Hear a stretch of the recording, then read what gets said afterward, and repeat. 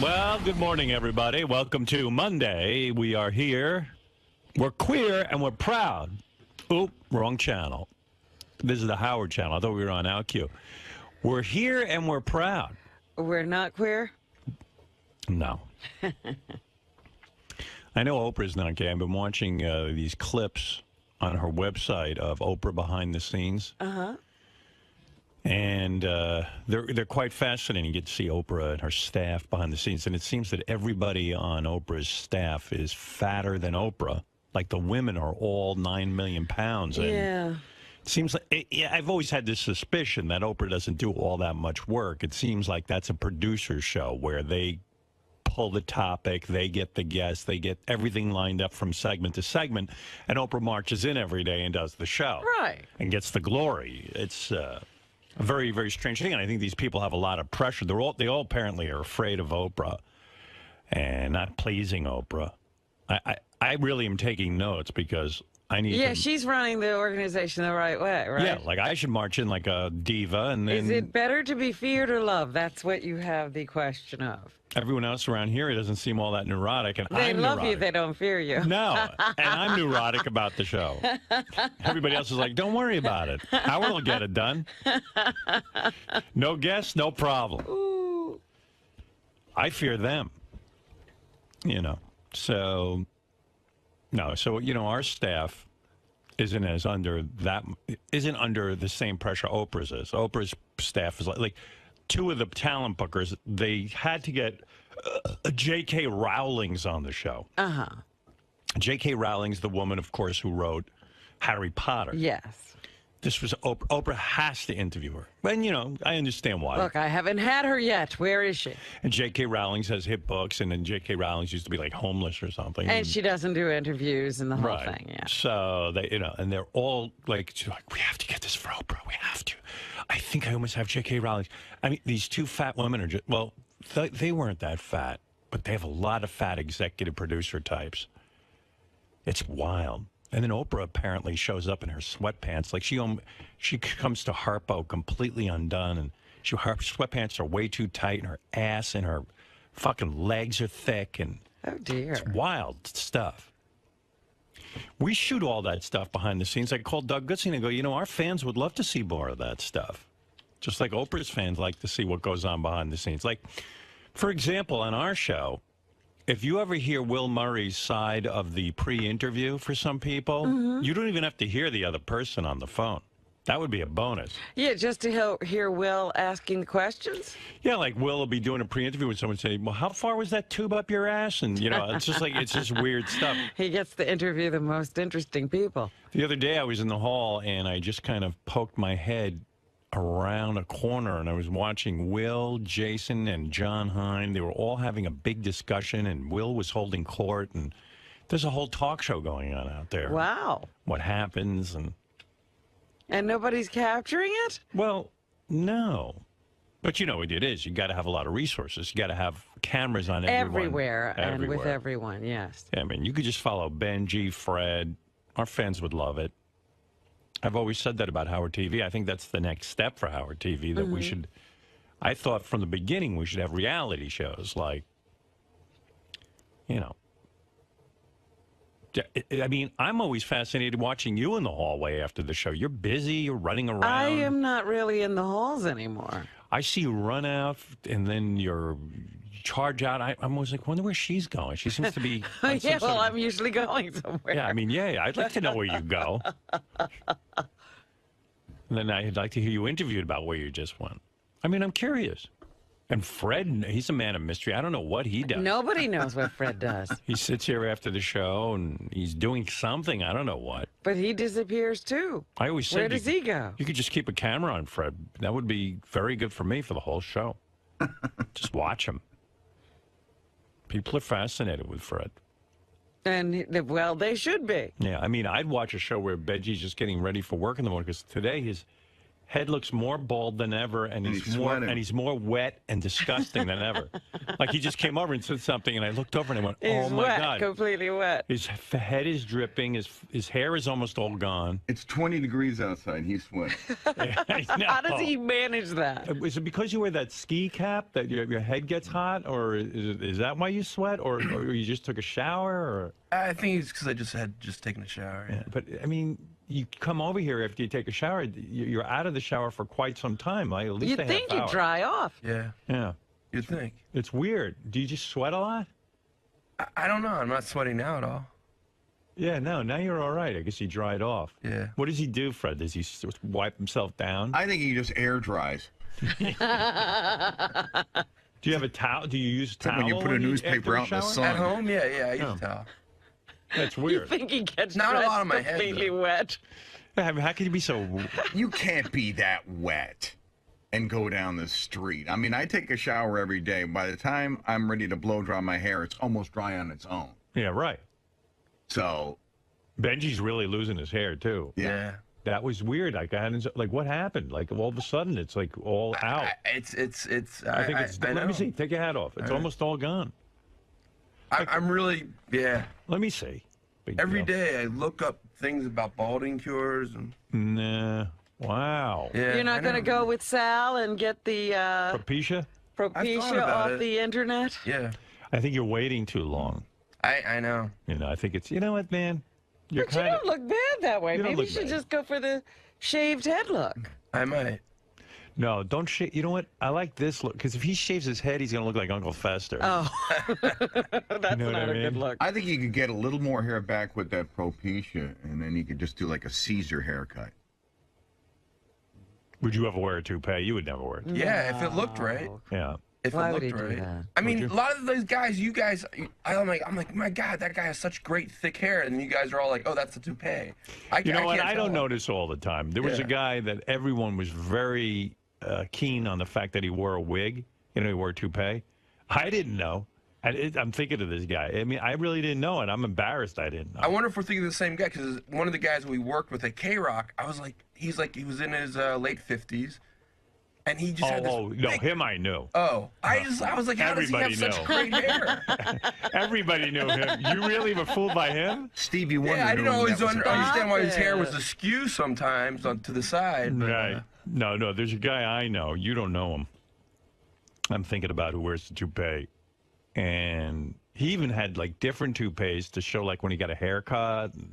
You know what I mean? Like he had the whole like thing he had down. a whole rotation he would do, so he would look like his hair was naturally growing, then he'd get it cut, and it was growing, and then he'd get it cut. And then people would say, people come up to me all of a sudden and go, "Can you believe so-and-so's toupee? I mean, what the fuck is he thinking?" And I go, "Oh, yeah, it's horrible." But you didn't know. But I didn't know. So sometimes it does fool me, but you know what? You don't want to go that route because, first of all, the maintenance. The maintenance. And Benjy's not a guy who's going to maintain it. No, his is going to be all a big mess. And you know what? You don't look bad like this. You really don't. But that's why I wear a hat. A hat's like a toupee. Right. It keeps, you know. That's cool. It looks Try and get a cooler hat. I saw a bald guy I know was wearing like a really cool hat. Like a Kango or something. No, it was like beret. No, not a beret. He wore like what you're wearing, like a ski cap, but it was like a little less constructed. It wasn't so. But you can't wear what Benjy's wearing right now all the time. No, only in the winter. In the winter, you'll look like you have a full head of hair. In summer, it's hard to pull off. But you know what? Fuck it, man. You look fine. Thanks. I mean, you don't look fine, but you're not gonna look any better with hair. I remember when you had hair, you didn't look all that good. Yeah, but you always have hope when you don't have it. Hair maybe was not your thing. Fuck it. I'm just so glad I have my hair. You know, I posted a picture of myself on my Facebook account, and all my friends wrote in, especially the friends I grew up with. Are you getting younger? Are you like how are you defying the odds here? Well, but you know what it is? I'm lucky. I have a full head of hair, and I have very little gray. Compared to people my age. I've got some gray if you look close. But I mean, it's pretty much dark, thick hair. Still a lot of dark hair. And that gives me my youthful appearance. On top of the fact I stay relatively thin. Uh-huh. You know, especially, you know, if I hide that little belly of mine, which I can in clothes. The trick is to wear baggy shit. Baggy is good. Tight, no good. Tight, not good for most people. Baggy. No, there are very few people who can do the tight thing. When you wear baggy, nobody knows what's doing. That's the way to go. Trust me on this. I'm no fashion expert. I see people who are supposedly fashion experts. Too tight. Got to go baggy. Listen to me. Unless you're a fucking supermodel.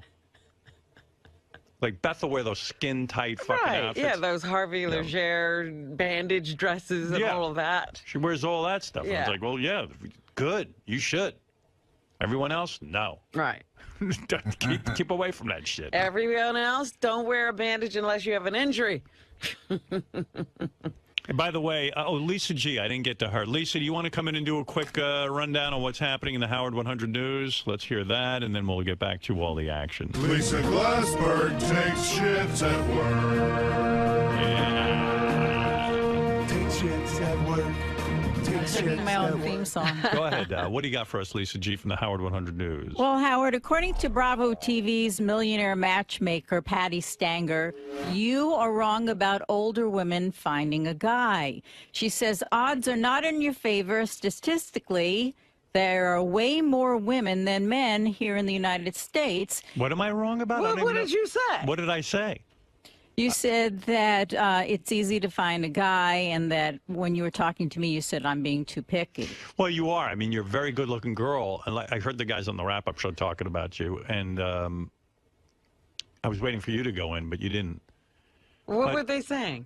Well, they were just talking about how good-looking Lisa is and stuff, but a lot of guys don't get a vibe from her that she really wants a man, but she only wants a man like me or something, like who's super, super successful. That was basically the rap I heard. So she could have some broken down wreck of a guy. Right. I could have Ted Williams. You could get him easy. No, but I think Lisa, you know what, my theory on Lisa is, quite frankly, she's not such an enigma to me. I kind of feel that Lisa is a girl who's very satisfied in her everyday life. She doesn't need a man to complete her. If she found a guy who was like really cool and she could, you know, kind of vibe with him, she'd be with him. But if that doesn't come along, if he's not perfect, then why fuck up her life? Right. Do I have that pretty much correct? Well, he doesn't have to be perfect, but I am very But you happy. don't want to screw up your life just to have a guy. Some guy who's going to drive you crazy. Yeah, no. Wait, Gary was talking about you. You sound like a piece of chicken. What did he say? He's like, well, I don't want to say anything because I don't want to get in trouble with HR, but I turned around the other day and I saw Lisa's ass and it looked really good. Benjy was saying something about he'd go out with her, but he wouldn't have sex with her, and I'm like, yes, What? No, that's not what I said. What did you say again? I said I find her absolutely physically attractive. Right. I think you guys are wrong about her. I think she's perfectly happy with a regular guy. But I just said we wouldn't be right for marriage. I like her a lot, but I wouldn't pursue marriage with her. We're not the right. Isn't that sad? Like Benjy would. Benjy won't marry you. I'm sorry. I think a lot of guys would be very happy with me. Have you had any more depressing news than the fact that Benjy wouldn't consider marrying you? I mean, come on. Do you think Benjy would be a slam Look, dunk for I you, consider you lucky. Benjy wouldn't marry you. But poor Lisa's probably like, I wouldn't marry Robin either. I mean, it just And that's why I more consider good news. myself lucky. My shoes would not I be like on you, your and I think feet. you're Lucky attractive, but that you wouldn't marry me. More good news. I would not put my ski hat on your bed. There's nothing more than for a woman to be told by an overweight, sweaty, bald guy that you're not good enough for him. that's not what I'm saying. Yes, you are. No, it's not. You're saying you're not totally overwhelmed with them. They're not good enough for you to marry. That's not what I'm saying That's at all. exactly what you're saying. No, it's not. I'm saying I said there's some. Listen, Like Lisa and Robin aren't good enough for you That's to marry. absolutely not true. I think they're wonderful people. I like them. But there's people that I you're will more not share compatible my with, that you sweaty have a lot of balls fun with with them. on Yeah, a daily you don't basis. dig them enough. Well, We're not fun. So the people that you didn't Benjy's marry, fun. the people that you didn't settle with when you were dating, they weren't good enough for you? You know what? You two are official losers now. That's Benjy right. rejected We're you. not fun. You're not fun. Well, I'm rejecting you because no jeans fit you in the store when we went jean shopping. Okay. Well, there you go. Forget it. Good for you. Thank you. I told you she was You know what? I'm not upset about being rejected by Oh, you should be. I'm not upset Because at that's all. about as bad as it gets. I am very proud This reminds that me Benjy wouldn't have me. when I would go to parties in high school, and these enormous fat chicks would not even speak to me. Like I went there because I was like, well, all right, I'll settle. I'll be the piece of ass here. Yeah, you know what? I'll just settle because I need some female attention. And then I'd go and I'd be totally ignored, and like sit on a couch and smoke cigarettes while all my friends spoke to these chicks. I actually went over to a group of these big, enormous fat women. They looked like Oprah and her producers. And these girls wouldn't talk to me. Wow. Yeah, that's how creepy I must have been. Anyway, Lisa, go ahead. What else do you have in the Howard 100 News? Well, Patty says there are 5 single women to every guy here in New York City, not to mention that most men are looking for someone younger. And she suggests that older women be more proactive, like go to the suburbs to look for guys if you live in the city. It's like a hunting expedition. I'm in the desert looking for men. It's man season in the suburbs. Let's go to Afghanistan. Where do you go on Long Island? Look for most of Long Island is mostly like married couples. It's mostly bedroom communities. I guess you got to find a widower or a divorcee. That sounds good. How about you can inherit all his kids. I'll move to Boca and make a casserole for a I guess we widower. go. You know where I would go, girls? Cancer wards. You marry a guy, he's got money, he's not going to be around that long, And you see him off and they're hard in up. a nice way. Isn't that just terrible news for single women? Like, Go to the suburbs. Go to the suburbs. Go to a cancer ward. Go to a desert. We understand there's very few. Well, they always women. have Alaska. If you're really desperate, there's supposedly no women up there. Yeah, Jupiter. Where was that planet that Harry Mudd took women to? Oh, God. I forget the name. It was a of it. mining planet on Star Trek. What about a grief counseling group? Just lie. Yeah. How about AA? You know, you go there and. Oh, yeah. A lot of people find love at the rehab places. I like women who go to church to meet guys.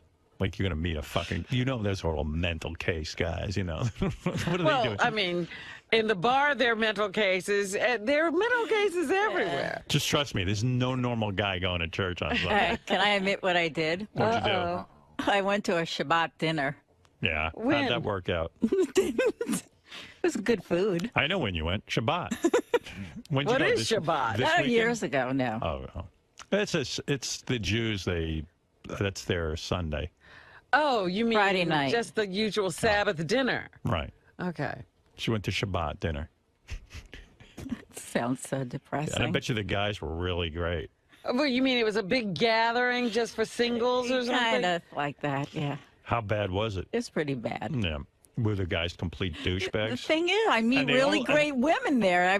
I made a new friend. And all the guys are like, they really think highly of themselves, like Benjy. Like Yeah, they were like as a Benjy. woman, I'd be sitting there going, Benjy is so disgusting that, you know what? Maybe I'll settle for Benjy goes to the Shabbat No, dinner. I'd be like, maybe I'll settle for a Benjy. And then all of a sudden, Benjy goes, I wouldn't consider you at all. Like, these guys at the Shabbat dinner are all princes, Like Benjy. You are not in my car. That's not what it is. I got a high opinion of myself. I do have a high opinion of myself. do. But I also want to be with someone that we. It's just very depressing for women to hear that you would reject them because No, it's not. Look you're at bottom, him. you're bottom of the barrel. Robin, are there Turkey hook. any wonderful guys that you're probably not compatible with? Like it would be a, No, I would be compatible with It would be anyone. Like the guy that Howard brought in the other day? it would be a Because he went to Who church. said he was wonderful? It would be a Why huge, was he a bad guy? Benjy, it would be a huge compromise for a woman to reduce herself to your level. I don't think so, Howard. And now you're saying you don't want them. Right. Robin, what was wrong with the guy Howard brought in? Why? I don't know He wasn't that good man. enough for you? I don't know him. All right, Benjy, thank you. All right. I don't want to get into I that. know you. I don't find you marriage material. No, for me, I want someone that I. Sorry, girls. one tiger who can't be tamed. Doesn't he remind you of all the guys at the Shabbat dinner, like very physically unimpressive and yet kind of like a prince? Like stuck on himself. Yeah, like wow, he's Full of himself. Yeah, it's like these guys on the beach with really big bellies. They strut around like, wow, I'm really handsome. I'm a chubby Tarzan. Meanwhile, women are wrapped in towels. Right. They don't want to be seen. Yeah. You know, even though they're fine. They just want to keep covered up. It's very depressing. So, Lisa. Yeah.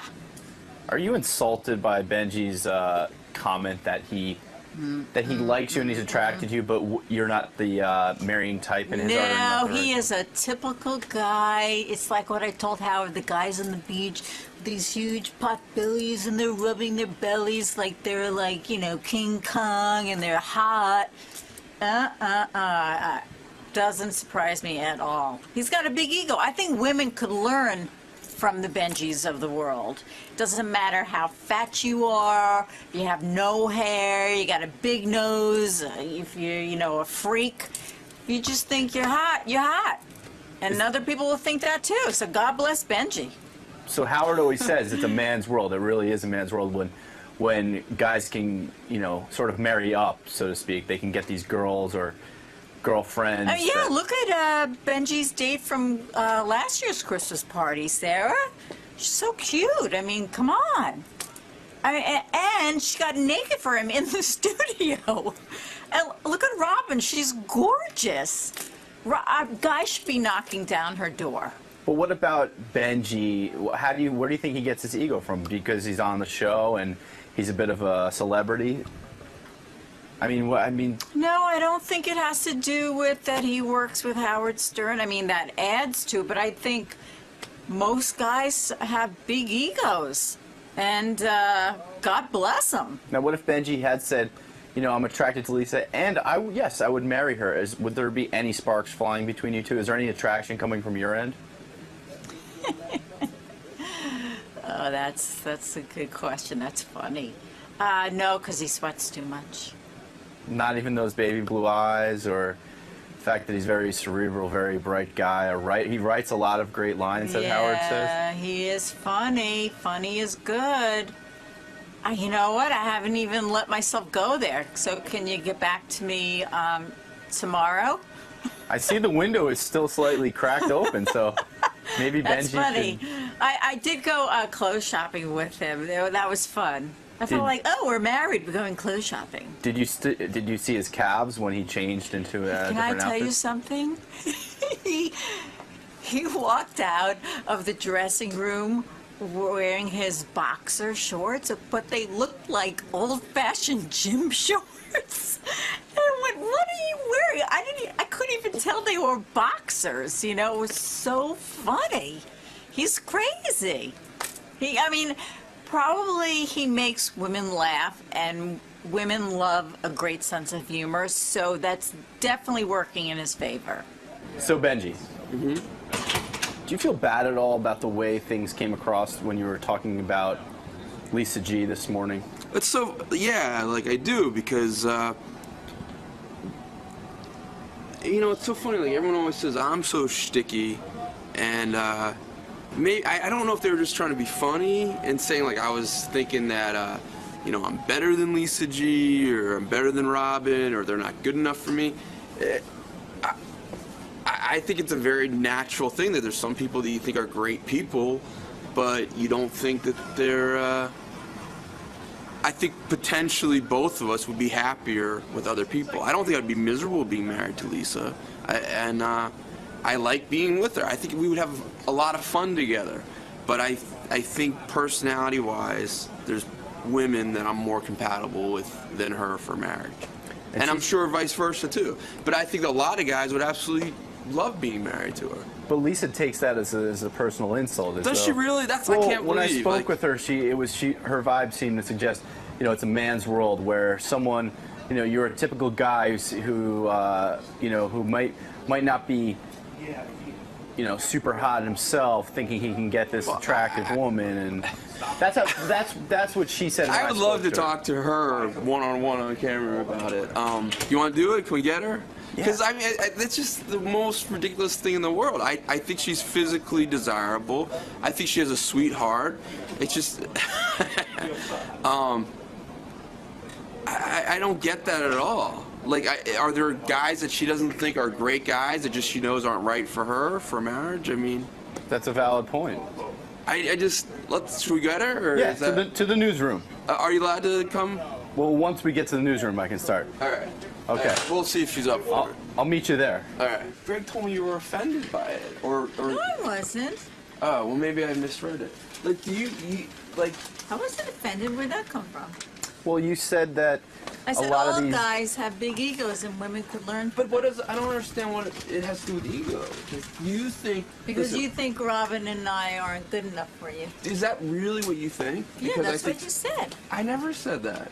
That's what Howard said. Because I don't. We're not think, for you. I don't think we're compatible for marriage. That doesn't mean you're not good enough for me. Hold on, it's my dad. All right. Oh, I'm kidding. What? Are there any guys that you think are great guys and you like them and enjoy them, but you don't think probably not right for you for marriage? Yeah, probably. And does that mean that they're not good enough for you? Well, they're not good. That's a heavily loaded question because they're two separate categories: friend, girlfriend, Right. friend, marriage. So you think of me and Robin more in the friend category. Yeah, but it's also, I don't think our personalities would be right for marriage. Do you? Right? No, I don't. Does that mean I'm not good enough for you? I mean, if that's what it means, it's fine. But... No, it's not good enough. It's just that it's wrong. You're wrong. Okay, so but why, when I say it, it means that you're not good enough for me? I never said that. And now you're getting me all confused. Now I'm like getting into the Benjy zone. I think you need someone who's 28 Okay. and a stripper. All right. Like I said, like Mary Lou Henner, I think she's in her mid or late 50s. And I might, if I knew her for 5 years, maybe there'd be things that we wouldn't be right for marriage. Hearing her talk for like the interview, I was like, this is a woman, the kind of personality I'd love to marry. Right, so would I. She's a great personality. So we should both like be emailing her. No, she's great. I went, wow, I want to be her friend. Okay, well, we're both looking to marry Mary Lou Henner if she's watching. In this. a guy version of that. Or even the girl version. I think you would be best suited for someone younger and have some kids. It's not, but it's.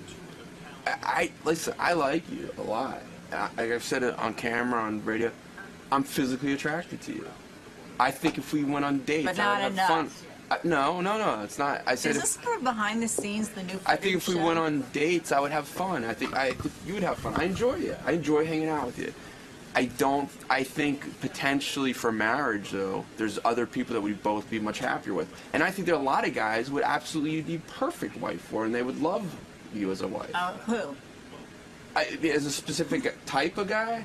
I think like a John Hine type of guy is more... So don't you know any nice John Hine type of guys? Most of the guys I know are married. There you go. But if and this may start a segment, I could definitely take you on the street or take you anywhere that you'd feel comfortable and find you guys that you would want to date. Right, but I don't want to meet a stranger. Okay. Because nice people know nice people, so you're a nice person. If you Thank you. knew a nice person, that would be terrific. So I've been here 5 years now. Only one person has set me up, and that's Sal. Right. Yeah. So that's not a good average. But I encouraged you a lot to go to dating events and Yeah, but to put it's too yourself out. young. It's too young for me. All right. I've said to you, if you tell me where to go, I'm more than open to. But you haven't come back with anything that's age Well, I'm saying appropriate. let's go walk around the park. And I don't want to meet a stranger. But isn't everyone? What's that expression like? Bashir? No one's really a stranger. They're just a future God. friend. Yeah, or an axe murderer. Okay. But thank you for So caring. so that rules it out if they're an I'm not if they gonna go once trolling if they the once street. killed someone with an axe, they're Right. out forever. Right, like my Oh. grandmother said, if a guy tells you he's an axe murderer, believe him. Have you had a guy tell you that? No. What do you say? Well, what do you do? No, but like if someone says, I don't like to get close and personal with someone, that's not a good thing. Or one guy said to me, you know what, I just don't like to be in touch with people. Well, I'm not your gal. Maybe we should go on a date. No. Don't Ben, scooch a little closer there. I want to see how this looks in frame. No, I just want to see if Lisa feels comfortable with me scooching closer, I will. No, stay right there. Okay. You're all sweaty. Wait, that's such a lie. Am I sweaty at all? A little. Where? Show it. You're shiny. Okay, point it at the camera and then look on the camera. So people can judge. It really annoys him, and that he's not qualified to be your security guy. He doesn't know who could have trained him. He was just really serious about it. If he's doing his descriptions and we're trying to guess, should I hold off on the Ronnie discussion until or can I talk to him up front about that? You may want to wait. Right. Hey, let me bring in this FBI dude. I think he's an FBI guy. He was a former FBI guy. Maybe not. Well, make up your mind. I don't know. Does this guy have credentials or not? He's a criminal behaviorist. All right, what does that mean? And he's a big deal. Hey, Who my does he man, work for? this is Dale Yeager, everybody. Did you write a book or something? Yes. Good for you. Did anybody read it? I just went on Kindle, Amazon. All right. Okay, good for you. It's Dale on Booey. Yeager's book, 3 Myths About Bullying, What Every Parent and Grandparent Should Know to Protect Their Children and Grandchildren, is available now at Amazon.com. And Dale even has a website. It's called seraph.net. seraph.net. Yeah. Seraph. What's seraph? It's Hebrew. Oh, really? Yeah, it's the root word for seraphim, the highest order of angels. Oh, shit. All right, good What for are you. we up to there? I don't know, What man. kind of name is that? It looks good on a T-shirt, Robin. Hi, how are you? I'm okay. Dale, tell me about your life here. Were you an FBI profiler? No, I did not work I for don't the know where I FBI. got the word FBI from. But you're what is a profiler? Well, I'm a criminal behavior analyst, Right. and profiling is one thing that I do. The Now, only who people, would you do this for? well, I teach for the Justice Department. So I teach here in New York for the DEA, right, for the feds, down in Puerto Rico, New Jersey, all over the United States, Wisconsin. I train law enforcement in advanced interrogation. I see. Do you have a waterboard, anybody? No, you don't have to do that. You want to make them your friend. Ah, that's the key. So you're huh? good That's the cop. key. Oh, Yeah. well, no, there is no good cop, bad cop. Like, in other words, if I committed a crime and you think I did it, yeah, you'll you would- talk to me. because you're a good guy and you're like, hey, you'll be my friend. And I'll manipulate your unconscious mind. Wow. I'll get in there. I'll walk around. Is it almost like a hypnotist in a way? No. No. You just know the questions to ask? Well, I don't do pop psychology. Carl Rogers, Maslow, you're okay, I'm okay. Right, I'm right, a Freudian. So just like your psychiatrist. Right. It's really psychotherapy when you do analysis on someone. Are you manipulating me right now? Absolutely not. Oh, thank you. You're too good at it. Please do. Did you Feel like free. Law and Order Criminal Intent? Oh, don't start. Please don't get me started. Those shows, please stop watching those shows. What is wrong with those shows? They're inaccurate. Nothing happens in 48 minutes. Right. All right, but you understand it's a TV show. I understand They that. I can't got that. have it going on forever. And so Silence of the Lambs was a very good film. how do you learn your craft? How did you learn this? I went to the Federal Law Enforcement Training Center in Glencoe, so I trained there for several years. And then I had training in D.C. through the Justice Department. And forgive me, but I don't understand what it is you do. In other words, let's say I hire you. What do I need you to do? Well, a team of detectives are going to interrogate someone. I write the interrogation questions. All right, so in other words, John Benet Ramsey was just killed, let's say. Yeah, Okay, well, let's go back You're in going to time. go back there, huh? I don't, I'm trying it's to a pick case I'm everybody trying to pick a famous case. I worked on the original case. Oh, you did? Oh, yeah. Were you called in the 90s? Were you called in to try to question the parents? I wrote an analysis of the ransom note for religious themes for the DA, and then they asked me about a year later to write a psych profile on Patsy. With the mom. Which she did not like. I ended up in her book that her and her husband wrote. Did you interview her? No, you can't talk to people when you profile them. Because they lawyer up, though, sometimes, and you can't talk to them. With Patsy, my job was to write questions that would make her angry, because people will blurt things out when they're angry. Right. Because when you saw her on TV, she was heavily medicated. Right. So who used your questions when they... the detectives team.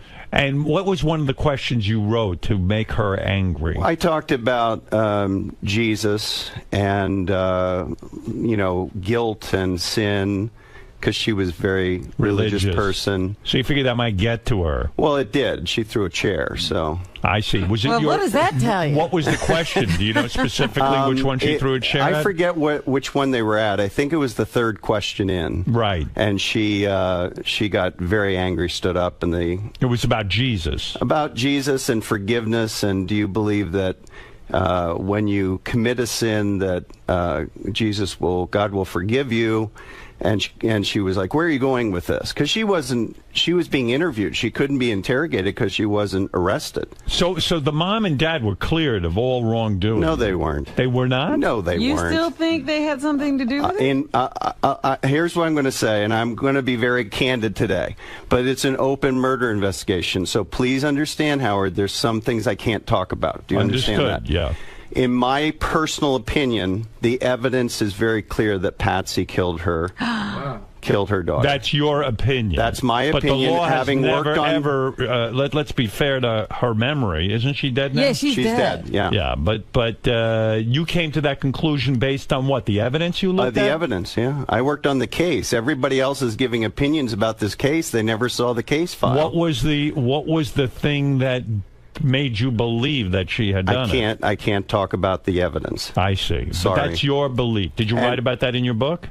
No. No. I've turned down a book offer about that. I didn't want to deal with it anymore. It was the only case I ever worked on that was never adjudicated, never went to trial. Didn't they find some guy who confessed to it? No. Why my memory? We had already interviewed him back in the 90s. The DA that brought that up and went to find him, she took all of our research and put it in a storage locker and said that we were all biased. There was no guy from Thailand? No. Yeah. There was a guy. He was cleared back in the 90s. He was had cleared, taken the time to read the information. I see. So it's still considered an open It is case an open that was murder never solved. investigation in Colorado, yeah. Wow. And since then, the woman has died. Was that frustrating to you because of your beliefs? Yeah. Because this little girl deserved justice. And my son was the same age as 𝗻𝗻 at the time of the murder. Right. So you took it to heart. So as a parent, it really bothered me. So you really know your Can you tell us what you think the reason for, was it like an anger thing? Jealousy? An accidental? No, it wasn't jealousy. It was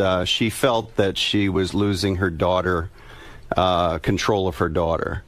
And that's all I can say. It had nothing to do with jealousy. That's your opinion. That's my opinion, yes. Right. And the opinion of the original team that worked on it. Steve Thomas wrote a book, if you want to read a great book about that case. And you felt that was an accurate book? Absolutely. He was the chief detective. I mean, I worked for him. So you really know your stuff. You've been a criminal behavior analyst since 1988.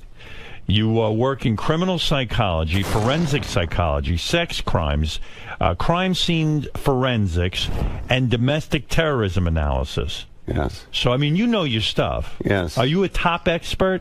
For the Justice Department, I'm a subject matter expert, yes, for the Hyde and the McLaughlin programs. It's impressive. You've also been on the Oprah show. Why were you on that show? Talking about date rape. I see. She didn't like what I had to say. What did you say? I said that people make excuses for people, and that most people don't need a hug. They need a good swift kick in the behind and told to get their act together. Referring to what? Coddling. People being coddled, and we got away from the date rape thing and started talking about pop psychology. Oh, you're talking about raising people. Yeah, how parents kids. raise children and they're codependent with them, like Wolfie's interviews. They always drive me crazy. They do. Yeah, like they drive you crazy. Does our show drive you crazy? I've been listening since '85. All right, so I grew up with you people. So this is what Wolfie actually... Oh, well, then I just dispute everything you just said. Wolfie, any guy who listens to us can't know what he's talking about. In fact, because you're so highly credentialed, I became interested in you because Wolfie suggested you come on the show because you have profiled some of the people on our show. Is that correct? Yeah, about a year ago. To keep up my chops, I only work as a consultant on about 6 or 7 criminal cases a year. Right. So to keep my you got to use it or you lose it. So I did it just for fun about a year ago. Would it be a fun game right now if you were to describe a analysis of a person and we try to guess who that person is?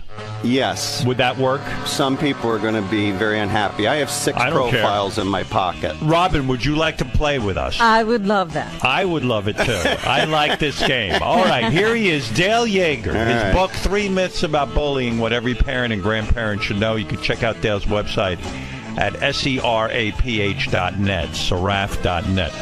He is a expert profiler. He has trained the Federal Law Enforcement Training Center from 2005 to 2008. He has multiple Justice Department clearances. He is one of the only 60 forensic profilers in North America. And, more impressively, he's been on Oprah, which means, which is everyone. So, I assume these profiles are highly accurate. Oh, they're very accurate. People aren't going to like them, but they're accurate. All right. Describe person number 1, and we'll see if we can guess. Fred, are you in playing on this one? Yeah. A conflicted person unable to transition from a previously successful career to a modestly successful position now. A chameleon-like personality who adjusts behavior depending on the people they are currently spending time with. Continued attempts at resurrecting the perceived success of the previous career. Insecure about physical image. Vacillates between fashion that covers up and fashion that enhances gender. That is Sal Governale. Well, he didn't have a successful career before. Well, I think that this guy's confused. Let me think. Is that Sal, you think? Well, that's my opinion. I mean, it's a terrible profile, right, Fred? Who had a lot of success? I have a guess, but is it? I'll just ask one quick. Can I ask one question? Don't peek, Fred. No, I'm not peeking. I can't even see. I can't even see. Okay. Is this someone who used to work with the show? No, they're currently here. Currently here. They're outside. Holy shit. Wow. I'm telling you, it's Sal. Is Robin right? Incorrect. Oh, Incorrect. You're kidding. All right, Robin, your guess is no good. Right. I actually didn't profile Sal. Oh, wow. Interesting. Well, that's Who the wants one we to do need. that? That's frightening. Wait. Currently here. Currently here. Transitioning from a successful career to a less You had a successful career, Robin. And this is you were about? you were in the military. You were an Air Force captain. I've had 50 careers. I'm going to take a really shitty guess. If it's someone who's currently on staff, is it John Lieberman? No. No. Jesus. Who the hell could profile him? Who the hell had a successful career? Everyone here is such a loser. When you find out, it'll make sense. Really? I never had a successful career except for The this. key is the last. The key is the Can last. I hear the last sentence again? Insecure about physical image, vacillates between fashion that covers up and fashion that enhances gender. Enhances gender. I don't have a clue. Who is it? Lisa G. Lisa G. Whoa. You know, Jim McClure, who's sitting here That's with interesting. me, figured it out. He said Lisa G. Yeah. I'll read that again about her. A conflicted person unable to transition from a previously successful career to a modestly successful position now. A chameleon-like personality who adjusts behavior depending on the people they are currently spending time with. Continued attempts at resurrecting the perceived success of the previous career. Right. She's always trying to tell you how. Well, the sweet and greet. Right. Wow. You think she's a 30D? I guess you're not an That's expert. not for me to talk about. All right. Who's the second person? All right, ready? I wonder, Lisa, are you happy with that or unhappy with it? I guess we should hear from Lisa. there? She'll yell at me probably. Interesting. You profiled Lisa. Lisa, how do you feel about that? You're having a hard... By the I way... knew it was me right away. You did? Did you? Are you having a hard time? time? When it's me. Is he accurate? But let's be honest. Is he accurate that you had a hard time transitioning from being a morning show host to now being on the Howard 100 News team? No. I did have a hard transition when I went from Hot 97 to my next job. Do you vacillate between sexy clothing and clothing that covers up your gender? No, I think I pretty much dress the same every day. I don't think it's one way or the other. I think you cover up your gender every day. It's in more informal type situations, like on red carpet, she wears things that enhance gender. Well, I'm not in studio, so yeah, that makes sense. All right, interesting. Anything else to say about Lisa while she's here? No. We had a good conversation about profiling. Is she well adjusted?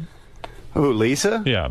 Is any of us? I don't think so. Sorry, Lisa. You know what I asked him? I said, who here would go postal?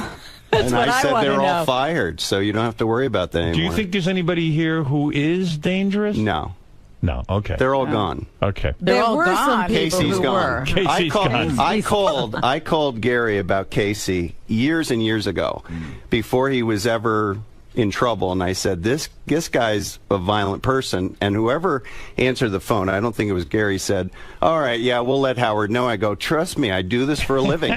You got to get this guy out of the store. I'm telling you, he's gonna kill somebody. Well, he never killed anyone. You were wrong. Not yet. He's a good man. Well, it's all relative, isn't it? All right, Lisa, you were the first one up. Lisa not upset with her profile. Go ahead. Right. Profile number 2. Next one. A person raised in a traditional ethnic setting, including a traditional marriage profile, meaning they went from adolescence and got married in a traditional way. Because of a change in profession, this person slowly assumes a non-traditional lifestyle, which includes sexual paraphilias such as swinging. No, I'm thinking. Now, do you want me to explain what a paraphilia is? Yeah. Okay, a fetish is when you sexualize an object, like a shoe fetish. Right. Okay. Sexual paraphilia is any kind of sexual behavior outside the norm of oral sex and intercourse. So bestiality, it's an action, right, or an activity. Swinging. Didn't Scott once say he was a swinger or something? Yeah. But come on, it can't be him. No. I mean, he's pretty. He doesn't he didn't do that out of fame. The key clue is the second statement. Which is, say that again. Because of a change in profession, this person slowly assumes a non-traditional lifestyle, which includes sexual paraphilias such as swinging. It's Benjy. No. All right, I'm wrong. Robin, you want to take a guess? I'm still processing the information. A change in professions. Yeah, you get a point there. That wouldn't be Benjy. Who is it, Fred? Again, I've been wrong 2 times already, so why not go for a third? I'll say Sal. No. I'm going to say it's Ronnie. He said he didn't profile Ronnie. Sal. It's Ronnie. It's Ronnie. Ronnie. Right. Of course. Think about it. You're right. He did. Because, he went berserk. He tried to become you. Oh, I think he thinks he is me. Because he watches me all the time. Yeah. And then sometimes sort of unconsciously he starts doing things like that. I'm waiting for him to come in and yell at me. Ronnie disturbs you, huh? No, he doesn't disturb me. But it's what? Just, that's his behavior. Say it again, what his behavior is. He went from a traditional lifestyle, traditional right. He was a marriage limo profile, driver. He had got divorced. Right. Is now dating a very significantly younger people. Right. He's hanging around in strip clubs. Right. And obviously a swinger, in my opinion. Right. I think he profiles as that. Right. So he went from a traditional lifestyle to a very untraditional lifestyle, which includes sexual paraphilia. Right. Wow. Well, that's good. That's a Not good. a bad guy. It's just who he is. Yeah. Okay. That's who he is. So anything? Is he? You're in law enforcement. Is he qualified to be my bodyguard? Don't even start with that, because I will go off. What do you mean? My head will pop off my shoulders. Whoa. Seriously. I sit there listening every day. Go ahead. Since '85. That's a long time, right? Right. I take it very seriously when someone says, I'm going to protect someone's life. Now, you and I are dads. I have 2 children, daughter and son. You have 3 daughters. You're married. You have a wife. Right. When you're going to take responsibility for someone's security, you need to have proper training. Right. Whoever trained him ought to be shot. I don't know that he ever had trained. Well, he says he had training, and I've watched his behavior. For example, Elliot Offen was freaking out one day years ago, and Ronnie's standing there with his hands down at his hips. Right. First rule in executive protection is you keep your hands at your heart.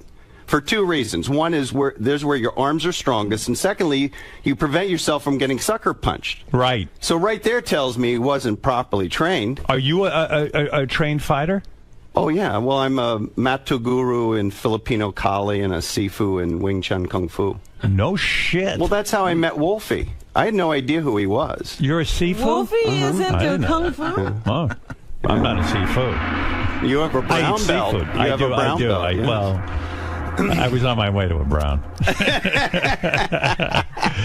I know a 5-year-old girl who's on the way to her black. Listen, all right, take it easy. Don't even get me started on that either. That's Ronnie, come in here and defend yourself. Oh, here we go. Dale says you are not qualified. I've got a question I can ask him to prove my point. Okay, good. Because he right. won't get the answer. Where is Ronnie? What are you Ronnie? going to do Bring about him in this, here. Howard? Nothing. What are you talking about? I eat seafood. Howard won't do Ronnie anything tells about me it. he's qualified. Well, okay. Where is he? Where is he? He's so funny because he's standing there. They got the camera on him, right? Yeah. So I said, is he going? Is he going? Yeah, he's going in. So he starts to walk here, and then he just makes a left. And I'm like, Ronnie. And he just didn't answer me. Well, so why won't he defend himself? I think somebody just got here. I think maybe, so let me go check. I'll get him. All right, go ahead. You think he's busy? You think he's busy? But it's weird because I know he heard me. Well, he's an angry guy. My issue with him is this training issue. Right. Take it seriously. You're protecting people. I ran an executive protection team for Capitol and A&M Records back in the 80s and early 90s. We dealt with death threats. So if a recording artist had death threats, we went and took care of that, worked with local law enforcement. I've done that. It's not like theory to me. Dale's challenging that you don't have enough training.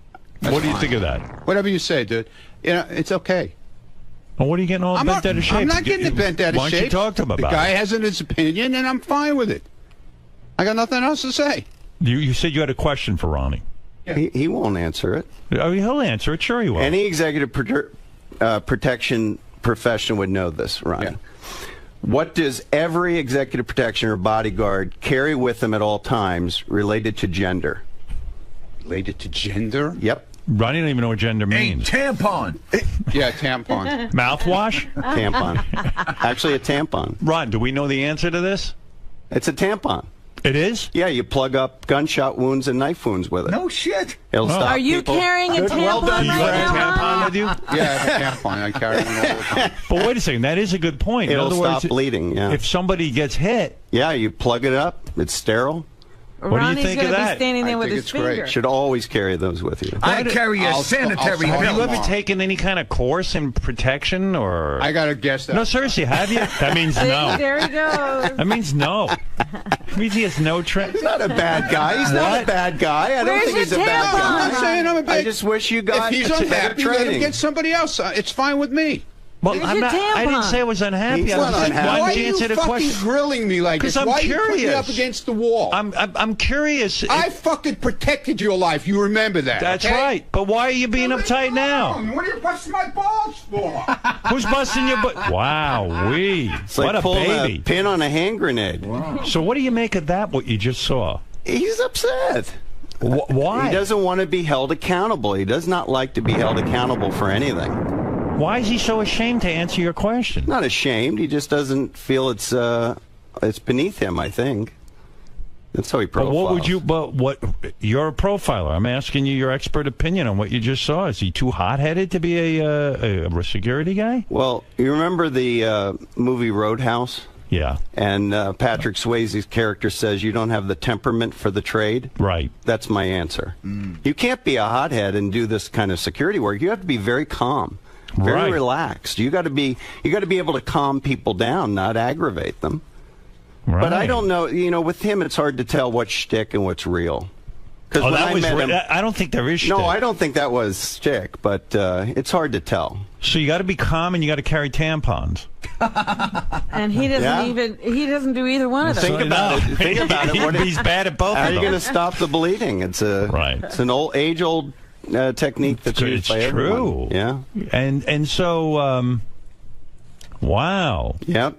Ready for the next one? Do you have a tampon on you now, or you're not working right now? No, I'm not working. Go ahead. All right, give me another one. Boy, that was a good one. All right. Because of a neurotic parent, this person developed sexual paraphilias. But after this period of time in their younger years, this person sought out a flexible mate who allowed some of their deviated sexual behavior, eventually created a traditional and stable lifestyle to counter the emotional chaos of their childhood. I always wait to see me in this, but that's definitely not me. Yeah, you didn't have a neurotic parent. Well, I had neurotic. I had a neurotic parent. I probably too, but I'm saying I didn't. That could be Gary. That would be my guess. She's right. It's Gary. It is? Gary, yeah. But Gary didn't. You said the sexual thing. He sought out a partner who would be flexible with his deviated sexual behavior. Yeah. I don't see Mary. He didn't stop. I don't think that Mary's that flexible. I'm not sure I understand that. In my opinion, he didn't stop what he was doing when he was dating. We know all those stories. Right. When he got married. This is not reality. Oh. But like, what do you consider deviant sex? Anything other than, it's not deviant, it's deviated. What is it, so what does that anything mean? outside of oral sex or intercourse is considered a paraphilia. Now, some are good and some are bad. Bestiality is bad. Anal sex can be good or bad. So is a hand job considered? No, that's considered part of foreplay. So what would be some of the things that would be anal sex? Keep going. Urine, peeing, spanking, something. I think listen, I think he's a little off. You do? Yeah, I mean. Yeah, but maybe you were. I think you thought Mary doesn't was mean anything sex. bad about your wife. I don't think I even did talk about doing that stuff when I was like. That's not stuff I talked about doing on the air. Now maybe you think that because of my personality, you see that, or is it stuff that you heard it's just that whatever. The only two things I ever talked about on the air that were weird like that, I guess, were anal sex and the girl who threw up. Right. Yeah, right. that was. And what about, and by the way, what about the pornography that you watch? Well, that is more of a joke. Oh, really? Yeah. Okay. All right. No, that was like that was. So everybody seems to be you've taking. watched no deviated sexual behavior pornography in the last 10 years in your personal life. Of course He I do. loves I think everybody watches deviated. He's very close to Animal.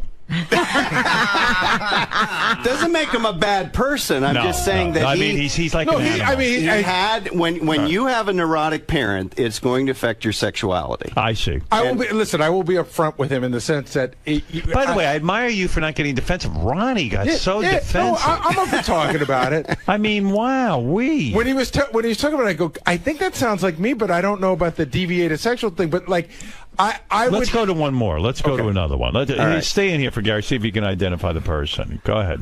All right. So, grew up with a neurotic parent. This instability led to sexual insecurities and substance abuse. Societal conflicts fed these insecurities and negative behaviors. This person followed a traditional path through adolescence to adulthood.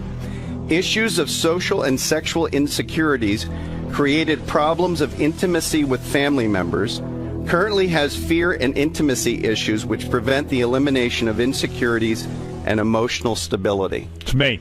That's Howard. Yeah, I think that's accurate. May I say something to you? Oh, thank you. Okay. Yeah. And hey, don't say anything to me. Hey, you can't say anything. Say this. Why should? Maybe I'll get better. I want to say this as a, I guess the best word to use is friend and as a professional. Good. Go ahead. You're looking at one of the biggest fans of psychotherapy. Go ahead. I did it for 5 years every week. It saved my life, along with the Dr. Sarno book. Thank you, by the way, for that. You're welcome. I've given 60 of them out. Let me hear your advice. You are holding back in your therapy. And many years ago, you told your psychiatrist you wanted to stop, and he said no. And he was absolutely right, because you're holding back, and I can prove it to you. Go ahead. You're a married man using condoms. Right. What, are you, a sailor? No. I mean, anybody that I know that's married that uses condoms has intimacy issues. You are keeping, and just bear with me. I'm trying to help you. Go ahead. Here. I'm not Ronnie. I'm not getting uptight. You got to give that up, because ultimately you're keeping 1 foot back in your OCD. Okay? But he doesn't want to get his wife pregnant. Listen. I'm going to tell you something. There are many ways to stop pregnancy that don't involve the pill. Yeah, but there's only one that a man can control. No, listen, let me ask you. And I don't want my wife to have to take the pill, and I don't want to have to put an intrauterine device, which you don't have to do that either. There's many other ways. Humor me. What are the other ways? Do me a favor. Pulling out? Do me a favor. Go ahead. Raise your right hand. Go ahead. Put it down. Go ahead. So you have cognitive function. You can control your body. Yes. If you really worked at it, you could control that. But So she might be pregnant 5 times before he figures it out. Yeah, right. What if I fuck it up? I mean, Robin's right. Robin, I mean, what is he, I don't want this. If my that- wife is a Catholic who says to me, if she was pregnant, she would never get an abortion for herself. She believes in the right for other people to have them.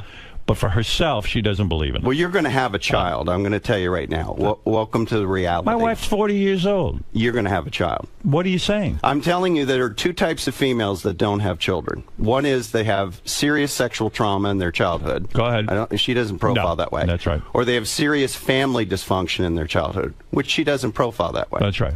So at some point, she's going to want to do that. Why do you think all this stuff with the dogs? It's an ad hoc child. The dog is. Well, we know that. Yeah. Our dog was our child. I think eventually it's going to happen. But let's get back to the issue of OCD. Right. You can't keep one foot in, one foot back.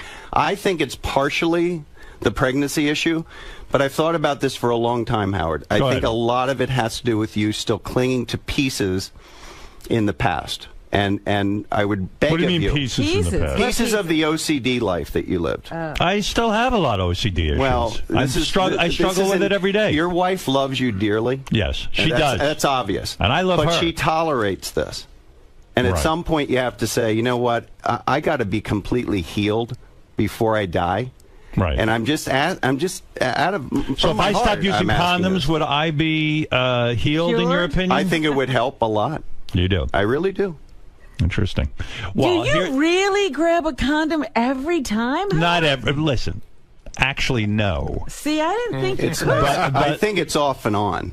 That's right. But don't toy with that. But for the most part, I am very consistent. But in psychotherapy, you can't hold back. It's an excellent. If you have the money and time. But I'm not holding back. But how do you know I'm holding back? That shows holding back if you use it. Do you still use them? Yes, of course I do. That's our birth control. Not for married people. Gary. I used condoms when I was married because my wife was on the pill and she didn't want married. to. I mean, exactly. Freudian slip. Freudian slip. It was like a health thing. My wife got to a certain age where she didn't want to take the pill anymore. Right. So does that make? So you use condoms, right? Right. And you use them. And I would. You don't use them now. Sometimes. But what do you mean sometimes? Yeah, see. Sometimes I don't. And both of you have something in common. My dad used condoms. Both of you have something in common. Yeah, the first line for both of us was parent. Right, yeah. That creates sexual issues and sexual intimacy issues and germ issues and all that OCD stuff. How does it? What would Dr. Sarno say to you about that condom use if he was sitting right here? He'd say you're smart. your wife and you don't want to have a kid, Robin, so why would do you use a condom? But we don't want to. Most married couples don't use any contraception. Not true. I don't believe that's true. Well, I'm telling you right now. So most Catholic people who don't want to have not Catholic people who don't want to have kids who are married, won't use a condom. You don't think? No. I didn't say that. I said most. If you look at the studies from the federal government. The dirty little secret is that about 70% of couples, after they've been married 20 years, do not use anything at all. They just pull out or finish when they're outside. Huh. Maybe you're right. I don't know. I'll be open to that. And you understand, I'm saying this out of kindness of my heart. I'm not taking offense. I think you've made great strides. Right. And I'm not taking offense, but I know my dad used condoms. But ask yourself the question: are you keeping your foot in the back, still back in that world? My dad looked at me and said, "I don't want another one of these." But see, I'm in the same boat as you. Whereas Mary said, if I were to get pregnant, I would not have an abortion. Right. So and you don't want another kid. Yeah. So to me, that says, well, I don't want to have another kid. So but why did you grab them sometimes and sometimes not? Because I'm like a monkey and I can't. Yeah, but the two of you. But think about this. But think about this. Between the two of you, how many children do you have? 5. So between the two of us, yeah. So you've produced good-looking, smart children that are very stable people. Right. So there's no reason why another one, whether you want one or not. Well, I understand that. but you have to raise a kid. I understand that. I got it. By accident. At 52, I think it would kill me to try to raise a child. Exactly. It's a very what we're talking about is a very selfish act. It's not about what I would produce. It's about me. I'm 58 years old. But the issue of condoms does indicate. And I'm not alone in this, that there are intimacy issues and contact issues. And you really have to ask yourself, does my wife tolerate it, or and because she loves me, or am I clinging still to something in the past? One foot ahead, I'll one consider foot back that. I'm not going to be like Ronnie and fight you, man. Did you see Ronnie run out of here? Yeah. Let me ask you something, Howard. Does Beth ever object to condom use? Sometimes she will, but for the most part, she's like, she agrees with me that she doesn't want to take the pill. Right. Yeah, but I mean, there are other But ways. she does object. As he said. Occasionally, but not often. But sometimes she still, does. Sometimes one objection is telling you what's going on in the unconscious mind of your wife. All right, okay. All right, well, maybe you're right. And you know what? The thing with you, the two of you, is it's very obvious, professionally, that she loves you. Yes. This is real. Oh, I believe so. And you're very blessed to have that. And I love her. Yeah, I know you do. And by the way, I'm a terrific husband. Sort of. You are. Well, I am, right? That's Gary thinks you're a terrific But husband. Gary, that's another issue with Howard. One of my fears is that when you stop the radio show. Yeah, please make it happen soon. Listen, well, I know why you signed up, and it had nothing to do with the radio show. It had to do with these people that you feel responsible for. Thank you. But the issue is, I'm worried you're pseudo-agoraphobic at this point. You just don't. You live in a bubble, right? And I see you doing a Howard Hughes at some point. It will happen. Yeah. See, can I say something? Well, she will it doesn't definitely have to happen, object to the Howard. nails. Can I say something about that?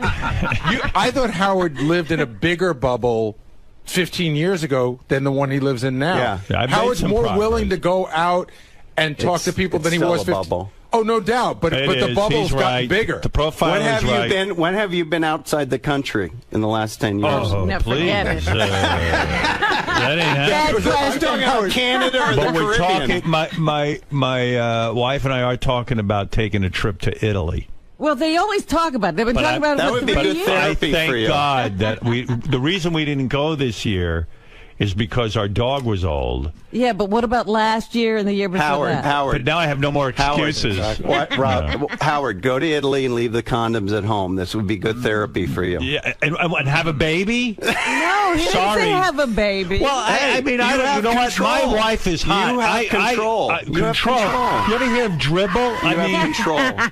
Guys who pull out. There's no sperm in the first part of that. No, so. wait a second. When you're fucking, sometimes you have pre-cum. He wants you to have a baby. Get clipped. Get clipped? Are you crazy? I'm not letting anybody touch my balls if they can find them. Howard, was your last trip out of the country was not to the Cannes Film Festival, was it? Could be. I went on vacation somewhere, but Mexico, but I'll never go there. But he's like outside of the don't go there. continental. No, I'm not going to Mexico. We just rescued people from Mexico. Don't go to Mexico. I've gone to a few resorts, but it's hard. It's almost like being in America. Yeah. You know what I mean? It's the safest thing you can do. Was that your only trip ever to Europe? No, I've been to England with Robin, and Yeah, with the That was a long time there ago. a couple of times. Yeah, 100 All right, years you ago. want the next one? Ken, go ahead. You're on the air. Here we go. Yeah, here we go. Go ahead, Ken. No, I like this guy a lot. I don't necessarily agree with the using condoms because, you don't want kids, you don't want kids. Right. But this business with Ronnie, and he really makes the point. I've called Ronnie out twice on the very issues that your good guest here has called him out on. And he'll shout me down, and he'll go ape shit on a caller. But he cowers in the face of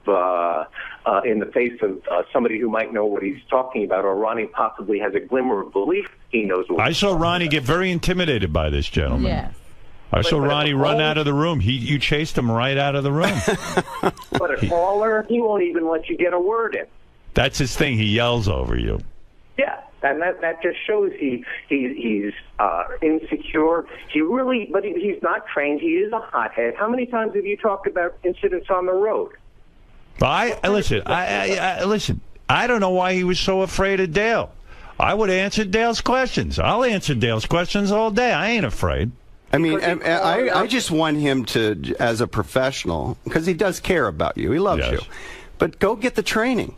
Right. I mean, I was just in Brooklyn last year with my VP, Keith Instead of going to strip clubs. training air marshals in tactics. Right. And those guys were 26 years old. I'm 52. We were throwing them around the room, and they were like, we really need to know how to handle people. I mean, I do this for a living. I've done it for real. I and think I'm what just you said asking was, him to Dale, get his training. I think you were absolutely on target. Say, hey, man, go in for some training courses. Why was the guy so frightened of that? I don't know. Howard, I don't even think he loves you that much as you're saying. I think he loves the life. He loves the life. No, he loves Howard. He's very loyal to him. All right, let's go to Megan. Megan, go ahead. Hi, Howard. I have a question. So I also, like the previous caller, get the condom issue. But do you make out with Beth every time you have sex? Because to me, that's a big sign of intimacy. I don't want to talk about. I don't want to talk about my specific Nobody asked you sex with my specific. wife. Do you, They're very do you loving. have foreplay? They're very loving. Do we have foreplay? Yeah. Listen, we have our thing and it works. But You don't want to tell us that you have foreplay? Of course, we have foreplay. But I do find it interesting, Howard, that you will talk about sex. You'll talk about sex with Beth, but you won't talk about making out with her. Right, which is No. Of course, I make out with my wife. What are you kidding me? Well, then answer the question. What are you making a big deal about it for? So if we don't make out and we don't have foreplay, let's say we just fuck. What are you saying? There's an intimacy problem? No, absolutely not. They're missing the point. What is the point? There's three types of sex. There's everyday sex, there's quickies, and there's the romantic stuff that goes on for 2-3 hours. Right. So that all is relative to. So if it's all there in some sort of combination, okay. Thank you. I don't think you have that issue. Are you worried? My goodness. I'm not worried about anything. I'm having a good Howard's time. having group therapy. I'm enjoying my life with my wife. I hear Fred laughing at all this. What is this? I'm not laughing about that. Sam, go ahead. You're on the air. Thank you, Megan, by the way. Sam, go ahead. You're on the air. Yeah, Howard, hi. If your wife is ovulating and you have sperm, you didn't have a baby. That's right. I don't care if you had a childhood trauma or your family doesn't like you. This guy is crazy. Don't listen to him. Well, that's what I mean, condom. I mean, I don't know. I was raised that you use a condom, but what do I know? Yeah, but your dad could have had the same intimacy issues. All right. I got 2 more. You do? Oh, yeah. All right, because I gotta Will told move me on. 6. I didn't realize Jeff was here. It's up to you. You tell me. What do you got? You got one more good one? Give me one more good one. One more good one. Give me one more good one before we say goodbye. Let's see. One more good one. Okay. Ethnic issues and family dysfunction led this person to serious social interaction and trust issues from adolescence to early adulthood.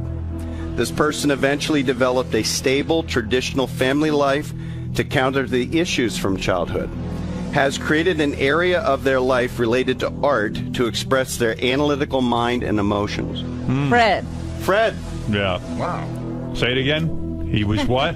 Because he's got a lot of... He wants anal intrusion in that. He developed a stable traditional family life to counter the issues of instability from childhood. Ah, yeah, that's true. And then he created an area of life related to art, his music, yes, to express his analytical mind and emotions. Good. All right. He's like a Vulcan, that's all. It's about the most stable profile I wrote. You know, Fred has turned Fred is very stable. Yeah. Fred has impressed me with his life. Yeah. He has overcome a lot. Yeah. I'm like one of Jerry's kids. Well, no. Your success. He you went to overcame camp and you came out good. He overcame a lot. Mostly, when I say a lot, I refer to me and my interaction with him. He overcame that. And he overcame a tough family life. And you're right. He has a very sort of stable existence. And has exemplified someone who can overcome a lot of adversity. He's created a very stable life for himself. Well, and Dale... I knew tampons were good for gunshots. That's true. Good for you. That was Came an accident. up with that right away. Anyway, Dale Yeager, you've been a fascinating guest. Thank you. I'm glad you came by today. I learned a lot about Ronnie We learned a lot about you. And I learned a lot about me. You are impressive guy, I have to say. You're not a bullshit artist. So are you. Thank you to Wolfie for bringing you by. Where is Wolfie? Wolfie, say a quick hello. And I know he came up Profile Wolfie. Yeah, well, Wolfie. Dale Yeager's book, 3 Myths About Bullying, What Every Parent and Grandparent Should Know to Protect Their Children and Grandchildren, is available now at Amazon.com. And check out Dale's website at seraph.net. Wolfie, a good call on this guy. He seems to know what he's doing. He's very accurate, very opinionated. I thought you would love him. I liked him a lot, and he blew Ronnie right out the window. What is that? The only guy who couldn't handle it was Ronnie. The second you brought up his name, he was pouting in the back. He was not going to come in at all. He's the funniest guy, isn't he? I think it's security issues. I mean, security issues, obviously. He's worried that he doesn't do a good job, and I think the spotlight was put on him today. He couldn't handle it. Definitely. Couldn't handle it. Wow. Well, Dale, you know your stuff. Thank you. And thank you. And Wolfie, later on, I'm going to be playing a interview that Wolfie did with Chick-fil-A. Very interesting stuff about Chick-fil-A. That, I'm watching this guy Huckabee on Fox News.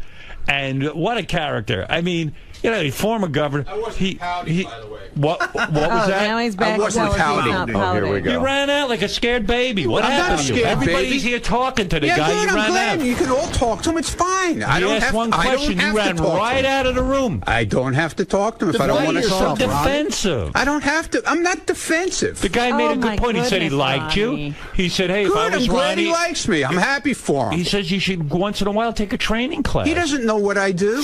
Well, he was trying He to has ask no you, idea and you what ran I do. right And I out of don't the have room. to tell him what I do. Ronnie, what do you do? It's not his business. Well, what do you do? I don't do anything. Do you ever do you I have don't a training? do anything. Do you I go don't to a do training? anything. If you're not a happy person with me, that's the main line here. I'm if happy, you're not but happy do with you me, do any all training? you have to do is say goodbye. It's easy. Okay, it's very easy. But that's not the I don't why are need you to explain why are you getting attacked? I don't need to explain myself to this man. He just is said, nobody to me. Wait a Don't second. you understand If a that? guy walked up to me and he says, hey, I think you and your wife using condoms shows a lack of intimacy, I say, let me consider that. Let me hear what this he's a guy, he's a well versed in this psychology stuff. I'm happy for him. So I go, okay, let me think about it. I don't think it's accurate for me. I don't think I have an intimacy issue, but maybe he's got something there. I'll consider it. So the guy says to you, hey, I know Ronnie's in security. I've done all of this stuff. Right. Ronnie, I've offered many training classes. What type of training do you take, or do you take any? And you're like, fuck you. You're not I didn't say happy. fuck you. You're like, I didn't hey, say you're not fuck happy you. with me. Get rid of me. You're so defensive, dude. Why don't you just say to the guy, have a conversation? Why are you so angry? What are you so angry with me about? I'm not angry Look with at you. You're blowing up here. Why are you blowing because up? you're weird. I don't have to talk to this man. He's No one not said part you of my have life, to. and I don't want to. No one said you have I to. don't want to. I'm wondering why you're so afraid to talk to him. I don't want to talk to him. Why? I got no reason to talk to him. Do you respect or his him. credentials? But Ronnie, I have no reason to talk to him either. But Ronnie, professionals talk to each other about training. I don't have to talk to you. No, you don't have and to. I don't want to talk to you. I wasn't trying to have a conflict with you. I'm not trying to have a conflict. I just don't want to. I just don't want to talk to you. Ronnie, don't be Understand nasty. Why? Wolfie, I'm not talking to you. You're being a baby. There he goes. He's going to throw the headphones No, I'm down. not throwing anything. I don't need to talk to either one of them. What does he know? Why are you what does he know about me? I mean, you don't have to talk to anybody, but why are you afraid to talk to these guys? I don't want to talk to him. Why? Okay? Can you tell me why? I just don't feel like it. Some people you do talk to and some you don't. Yeah, well, I talk Why to who I these feel two? like talking to. Why these two? Okay? He And can it's like help every you. time that one of these things comes up, it's you who likes to fucking put me on the burner. Me? Yeah, and you're happy to do it. The guy put me on the burner. You know Do you what? see me getting No, upset? but you're happy to do it because you know it riles me up. But what okay? about me? And you He love just doing put it. me- he just put me I'm on the burner. If you're happy, I'm happy. But if you're not happy with me, then we got a problem. Did I say I'm? We have a real Do you problem. see what you're doing?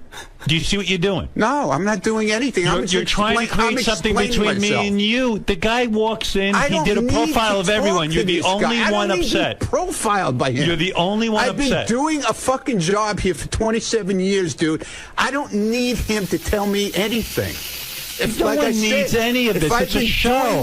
Why are you getting so upset? If I've been doing the right thing all along, I don't understand why I have to answer to him. Man, are you fucked up? Yeah, I am fucked up. You're afraid of talking to a guy. I am fucked up. You're afraid of talking to people.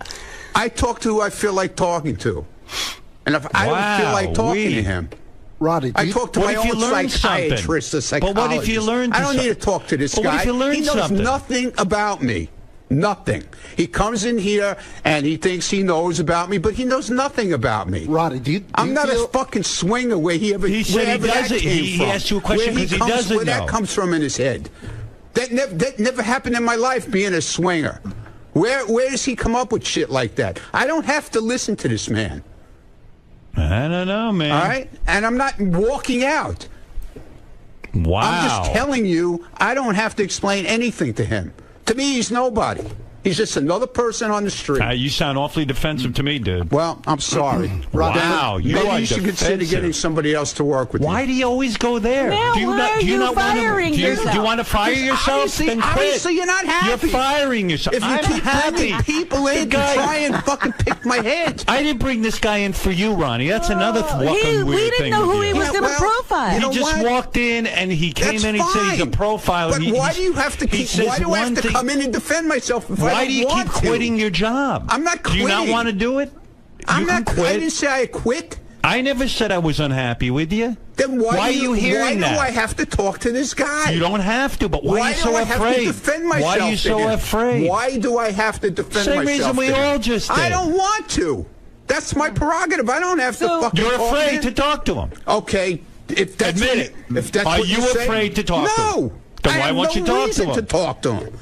I have no reason to talk to this man at all. So, Ronnie, you want to be a part of the show sometimes, but not all the time. Will you tell us when you don't want to be? So sometimes, like Robin says, you want to be involved with the show, but sometimes you don't. So we're supposed to figure out when you want to be in the show. I came in, I said I got nothing to say to him, and that's it. You like Ronnie's block party. What does that have to do with it? It has everything to do with it. You want to participate sometimes, I participate but other all times the time. you won't talk to this guy. I have nothing to say to him. I think he wants to talk to you. I don't want to talk to him. He's being exposed, and he's upset I'm about exposed, that. right? But he's not being exposed. He hasn't even. It seems like he has something to hide. Wolfie, please stay out of this because it's got nothing to do with you. I think he's. It's got nothing to do with you. What do you think, Wolfie? I think he's exposing weaknesses. Look at you! Just chased him out of the room by saying What are you doing? What have you done? Oh my I'm God! not talking. I think Howard. I think I was much more tougher with you. Absolutely. But we had an honest exchange as dads, as executives, as people. And you know what? Maybe you're right. I'm actually thinking about what you said. Known you for a long time. Right. So, I'm trying to help. I'm not threatened by you. No. This fucking guy is so threatened. Professionally, all you had to do was talk to me. He could probably help Ronnie. No, I'm not a therapist. No. Professionally, in terms of his job in security. Yeah, which is all I'm asking is say, hey, professionals talk all. I was talking to one of your security guys out there. He's NYPD detective. I train NYPD detectives. We talked. We had a nice conversation. Might learn something. Right. Might not, but you don't know. Professionals talk all the time about training. What's the big deal? Ronnie is allergic to training, I think. I would love if Ronnie carried a tampon or two. I mean, he should have a utility belt like Batman. With all tampons. His bullet holders are tampons. But it also seems like Ronnie wants to be a part of the show. He's on the wrap-up show every day. He runs in there. Right. You know, He's always got input to other suddenly things. You show up. Yeah. And now he doesn't want to be part of the show. I think Ronnie, like in my profile, was drug into this character position on the show. I didn't drag him in. No, it happened organically over the years. He's pacing the halls. Look at him. He's all upset. Have they got a camera on him? Yeah, look at it. They're stalking him. He's all upset. He's being stalked. Man, I can't believe it. He's still yelling. It's funny. Like you didn't even get out half a question and you fucking leveled the guy. He's the first person to get upset if someone's not a team player. Right. So you challenge him and he runs away like a baby. He wasn't being a team player. He's always blaming Lisa G. It's not being. Everybody else engaged with me. Which everyone, was good. even Lisa G. engaged. Yeah, it wasn't being judgmental. I'm just talking about profiles. That's all. Yeah. Hey, you chased him right out of the room. It was weird. Now I have to deal with him out there. Yeah, he'll be fine. But is he the most volatile person here? I guess so, huh? The most volatile?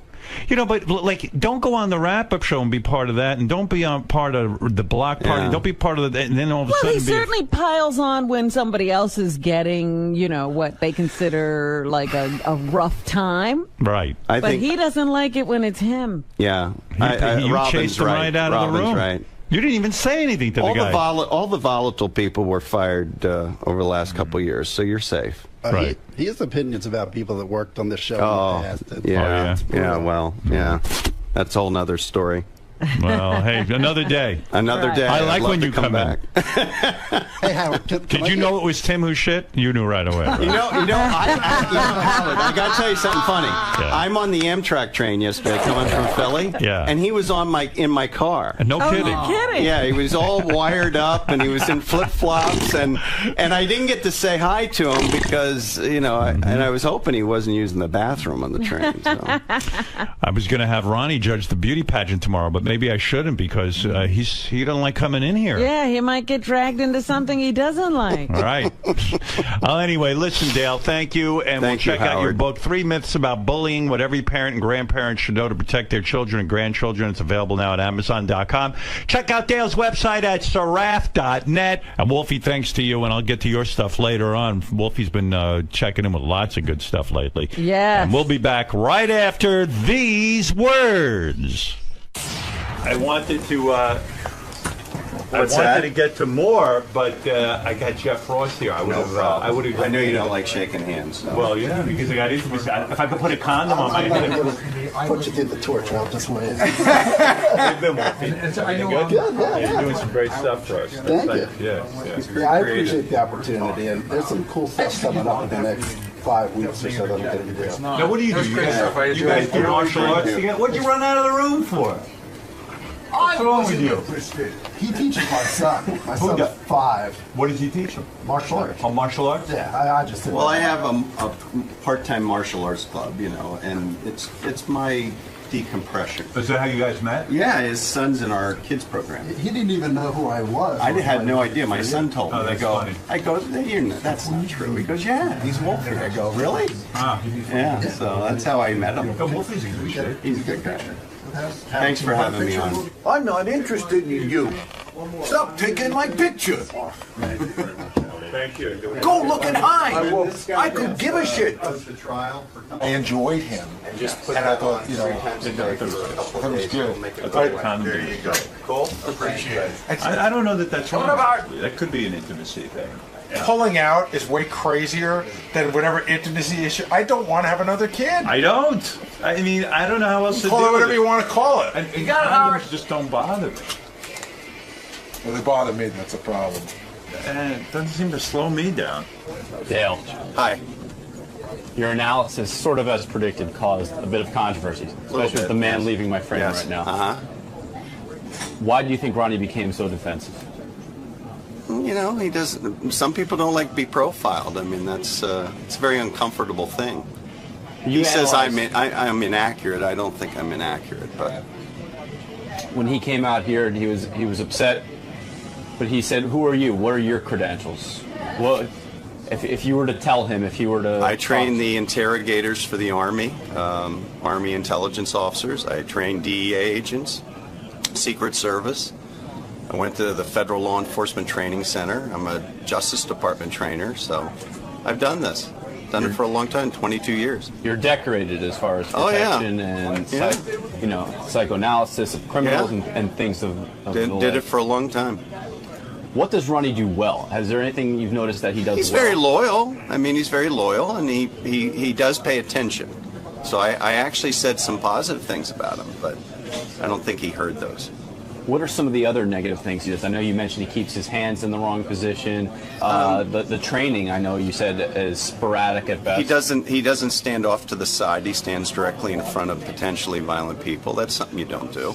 You never stand directly in front of someone. Why? Why is it important to be off? There's 9 weapons in front of someone: 2 fists, 2 elbows, 2 knees, 2 feet, and a headbutt.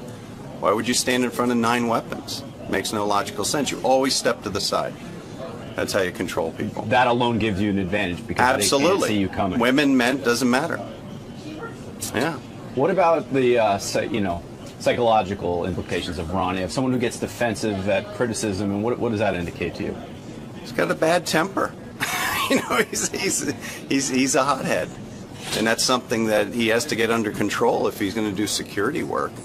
You have to be calm to do security work. So, The other thing I was going to ask you about is with Howard. I mean, you mentioned what a fan you've been over the last close to 30 years. Yes. Was it tough to tell someone that you like and respect so much something so negative about himself? Absolutely not, because I didn't say it out of a negative. I really want to help him because I do believe in psychotherapy. I've seen him benefit from it, but he's holding back. That's an indication of holding back, and I wanted to say that to him because I wanted to help him. I sincerely wanted to help him because he needs to complete that process of healing. So you're starting to sort of spur that, get into his head. I wanted him to think about it, to ask those questions. Ultimately, my job isn't to give you the answers, it's to make you ask the right questions about yourself. I have to do it to myself, too, so. Fun time today, Dale. Thank you very much. Thank you very much. Wolfie, another great discovery by you. Thanks. Good work, Thanks. sir. Thanks a All lot. right. Thanks, guys. Take care, everybody. Gary, why don't you believe that this guy's correct in his analysis of you? I didn't say it was all wrong. I mean, the part about my mother is right, but I think that his perception of my sexual being is based on a lot of stuff that has been told on the air, which is mostly truth, but I didn't agree with it, but I can understand how he can come up with that idea. I can swear on the life of my children that I'm not into like any weirdness, like like he was saying, like urinating and spanking. I find spanking to be, to me, I've always thought the dumbest fucking thing in the world. And I remember when Howard would talk about this, was that Master Bill spanking video? I thought to myself, if anything, what a bore. Like, I remember watching it because Howard always talked about it, and I thought, why would I want to spank when I could be having sex? Like, to me, I find a lot of these weird sexual things are sort of putting off what you're there to do. And I find them boring. But I like him. I like this guy. I think he's really good. How would you classify yourself sexually? Adventurous, but not crazy. I think would be a great way. And when I say adventurous, I mean within my little bubble. Meaning, I'm not so adventurous. I'm gonna like I wouldn't be interested in me, another guy, and a woman. I'm not that adventurous. There are boundaries.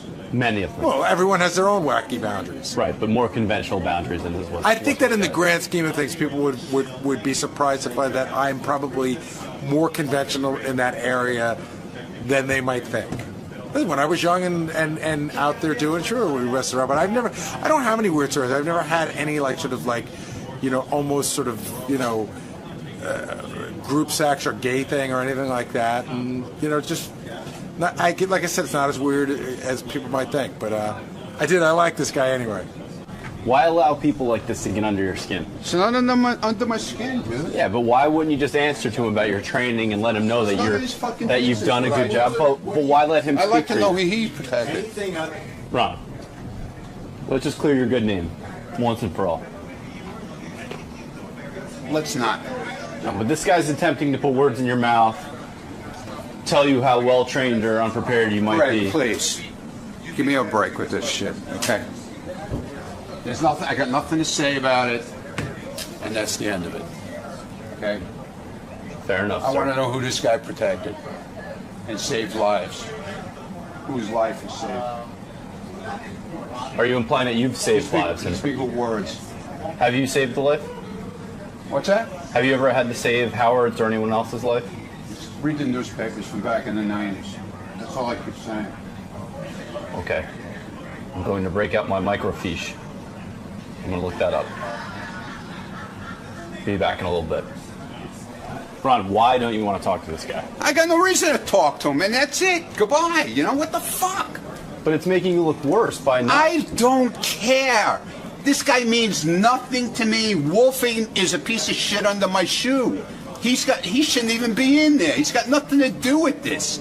Because he brought a guest in? He shouldn't be in there. He's got nothing to do with this. But why not clear your good name? Why not? Oh, Greg, stop it with your nonsense already. Stop with the clearing my good name bullshit. All right? God, guys are fucking unbelievable. What about him makes you not want to speak to him? Because you'll speak to other people like Howard says. You pick I got and nothing choose. to say to him. Why? Why him I specifically? got nothing to say to him. What don't you like about him? Oh, God. Jesus Christ, man. Give it a rest.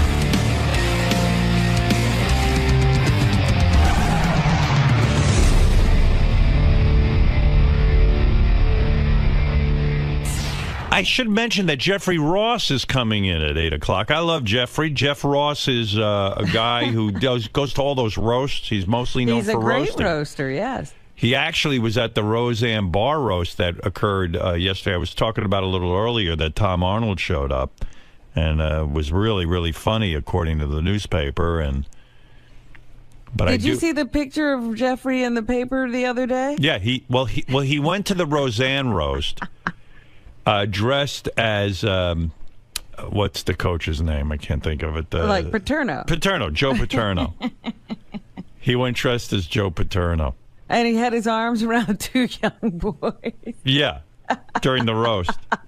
Those roasts, I mean, he consistently kills it. And I was reading some article where, we'll talk to him about this. His preparation for a roast goes into the months, not weeks. I mean, and you can hear it. I mean, he comes up with these perfect jokes. It's phenomenal format for him. Right? I mean, who knew of Jeffrey Ross till he started these roasts? No, it was the roast that put him on the map. And he's terrific at it. I mean, he's awesome. So, anyway, Jeffrey Ross coming in. Maybe he'll have some stories. Hi. Oh, good morning, Jeff. Hi. Hey. How are you this morning? Oh, man, I am top of the world. I haven't seen you in a while. It's been too long. How are things? Things are great. Things are really good. The rule was David Arquette had to come on 48 more times before I could come on. It's an automatic? Yeah, I'm feeling good. Hi, guys. Are you going to let Howard know about that it's been a little bit ridiculous that... In case they ask me to roast them, I'm not going to just jump in on them because I'm a guest. I want to be a good guest. Okay. But, if these things come up, I'm loaded with a few killer roast jokes. You've got some verbal ammo. That's right. Always. We'd expect nothing less from you. I really appreciate that. It's great to be here, everybody. What's up, Howard fans? Good to be here. Good to be here at WNBC 6660 AM. WNBC. First time I ever heard Howard, he was interviewing the Beastie Boys in the 80s. Wow. And now here I am, as a grown man coming back. It's cool. All right, sir. We'll see you in the studio. Beyond excited to be here. Beyond. Nervous almost, biting my nails. Just the exhilaration of being back in the King's lair. Well, Jeff Ross is here. He's fresh from the Roseanne roast. I played you... It happened just the other night, like 2 nights ago. Hey, Jeff. Look good. You lost a little weight since I last saw you. Usually the roasts are on a Sunday night. I don't know when they did The roast was...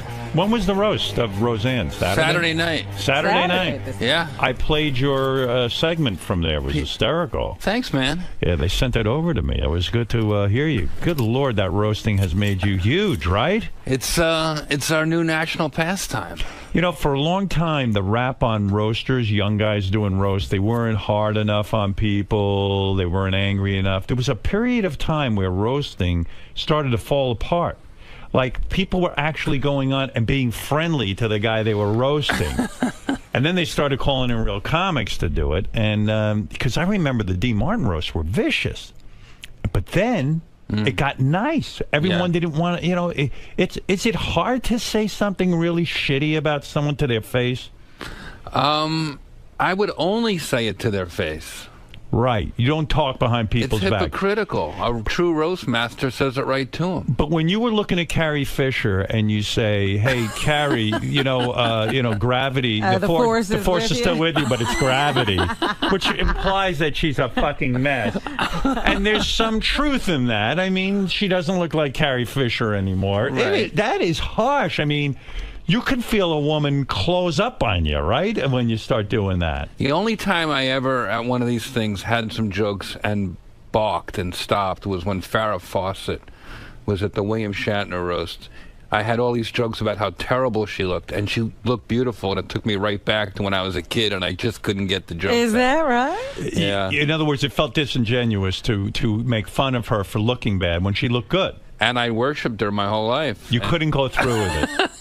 But some celebrities do get angry with you. Occasionally, but rarely. Penny well, a Marshall? lot of them. That's the one I heard. Penny Marshall. She got mad at you? What did you say to Penny Marshall to freak her out? Well, I learned a lesson on that one, Howard, because good. It's just what we're saying. It was behind her back. It happened. She got mad at me twice. Okay. The first one was at a roast for Rob Reiner, who she used to be married to. Right. Who maybe they have kids together or something. And I don't think they do, but I don't have. I'm not sure, but Right. I was roasting Rob Reiner at a Friars Club roast, which are very brutal. Right. And I said, I don't even know how to roast you, Rob Reiner. I mean, how do you even embarrass a guy who married Penny Marshall? Right. What was your wedding song? How much is that doggy in the window? Oh. That's the stuff. That's terrible. So then about a few months later, I was in Las Vegas doing a private roast. You do a lot of those. Yeah. You mean an executive will hire you to roast him? In this case, it was the owner of the Sacramento Kings, the Maloofs. The Maloof brothers. Yeah. When they pay you, and I imagine they pay you a lot to do this, because I was telling Robin earlier, you spend months sometimes preparing for a roast, right? Of course. Like you don't just take it lightly and go and plug in a guy's name. You spend time thinking about that. It's like going to battle. Right. So if you're going to do the Maloof brothers, you got to research them. You write all your jokes yourself, and then you spend months working on it. So you probably charge a lot of fucking money to the Maloof brothers to do this. When I got off the plane, they met me at the cab stand, just like old Vegas. George Maloof put his arm around me and he walked me to the cage in the casino, and he pulled out the money. He called for some money. He paid me in chips and cash. Oh, are you It was kidding? old school. Wow. And when they do that, so when someone's paying you a lot of money, you don't hold back on them. You really blast them, right? Of course. So do they ever say to you, but don't go too hard on me? No. You want to roast people who want it. Right, you would I don't think. take the wimpy roast. I don't do that. So when you do the Maloof brothers, or you do that guy from Virgin Air, I roasted Richard Branson one time. Privately. He didn't like it either. He didn't like it. Well, here, let me just tell you what happened with Penny. Right, go ahead. So the Maloofs say, we want to be roasted in front of all the high rollers and all our big supporters for the Kings, and they own the casino. So I got my jokes. I've been working weeks on it. I'm excited. I'm getting, a prime spot right in the middle of the lineup. And there's Penny Marshall. So by now, she must have heard about the joke I said at the other roast. Right. So she starts... heckling me before I even get to the podium. He's an ass. Fuck him. Don't let him talk. Shut him down. Trying to shut me down like we're in British Parliament or something. It's a comedy show. And she's just sort of, it seemed like she was just whacked out of her head on something. She was sitting on Vince Neil's lap. Who wouldn't want to be on Vince Neil's lap?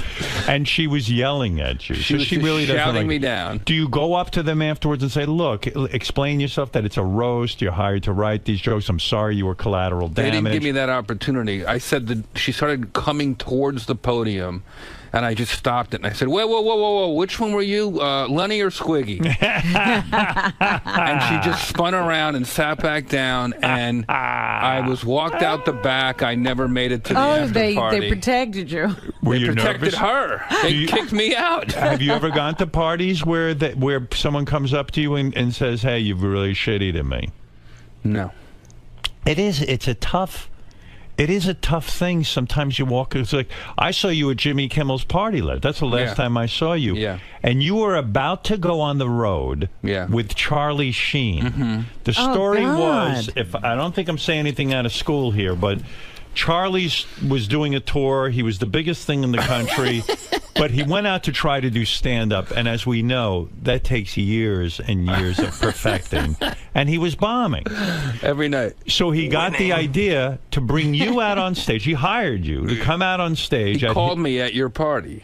Did he actually call at the party? I was at the party, drinking and having fun. Right. Big party. And, you know, obviously there's a lot to, I didn't want to, my phone rings. I had a hunch he was going to be calling. Right.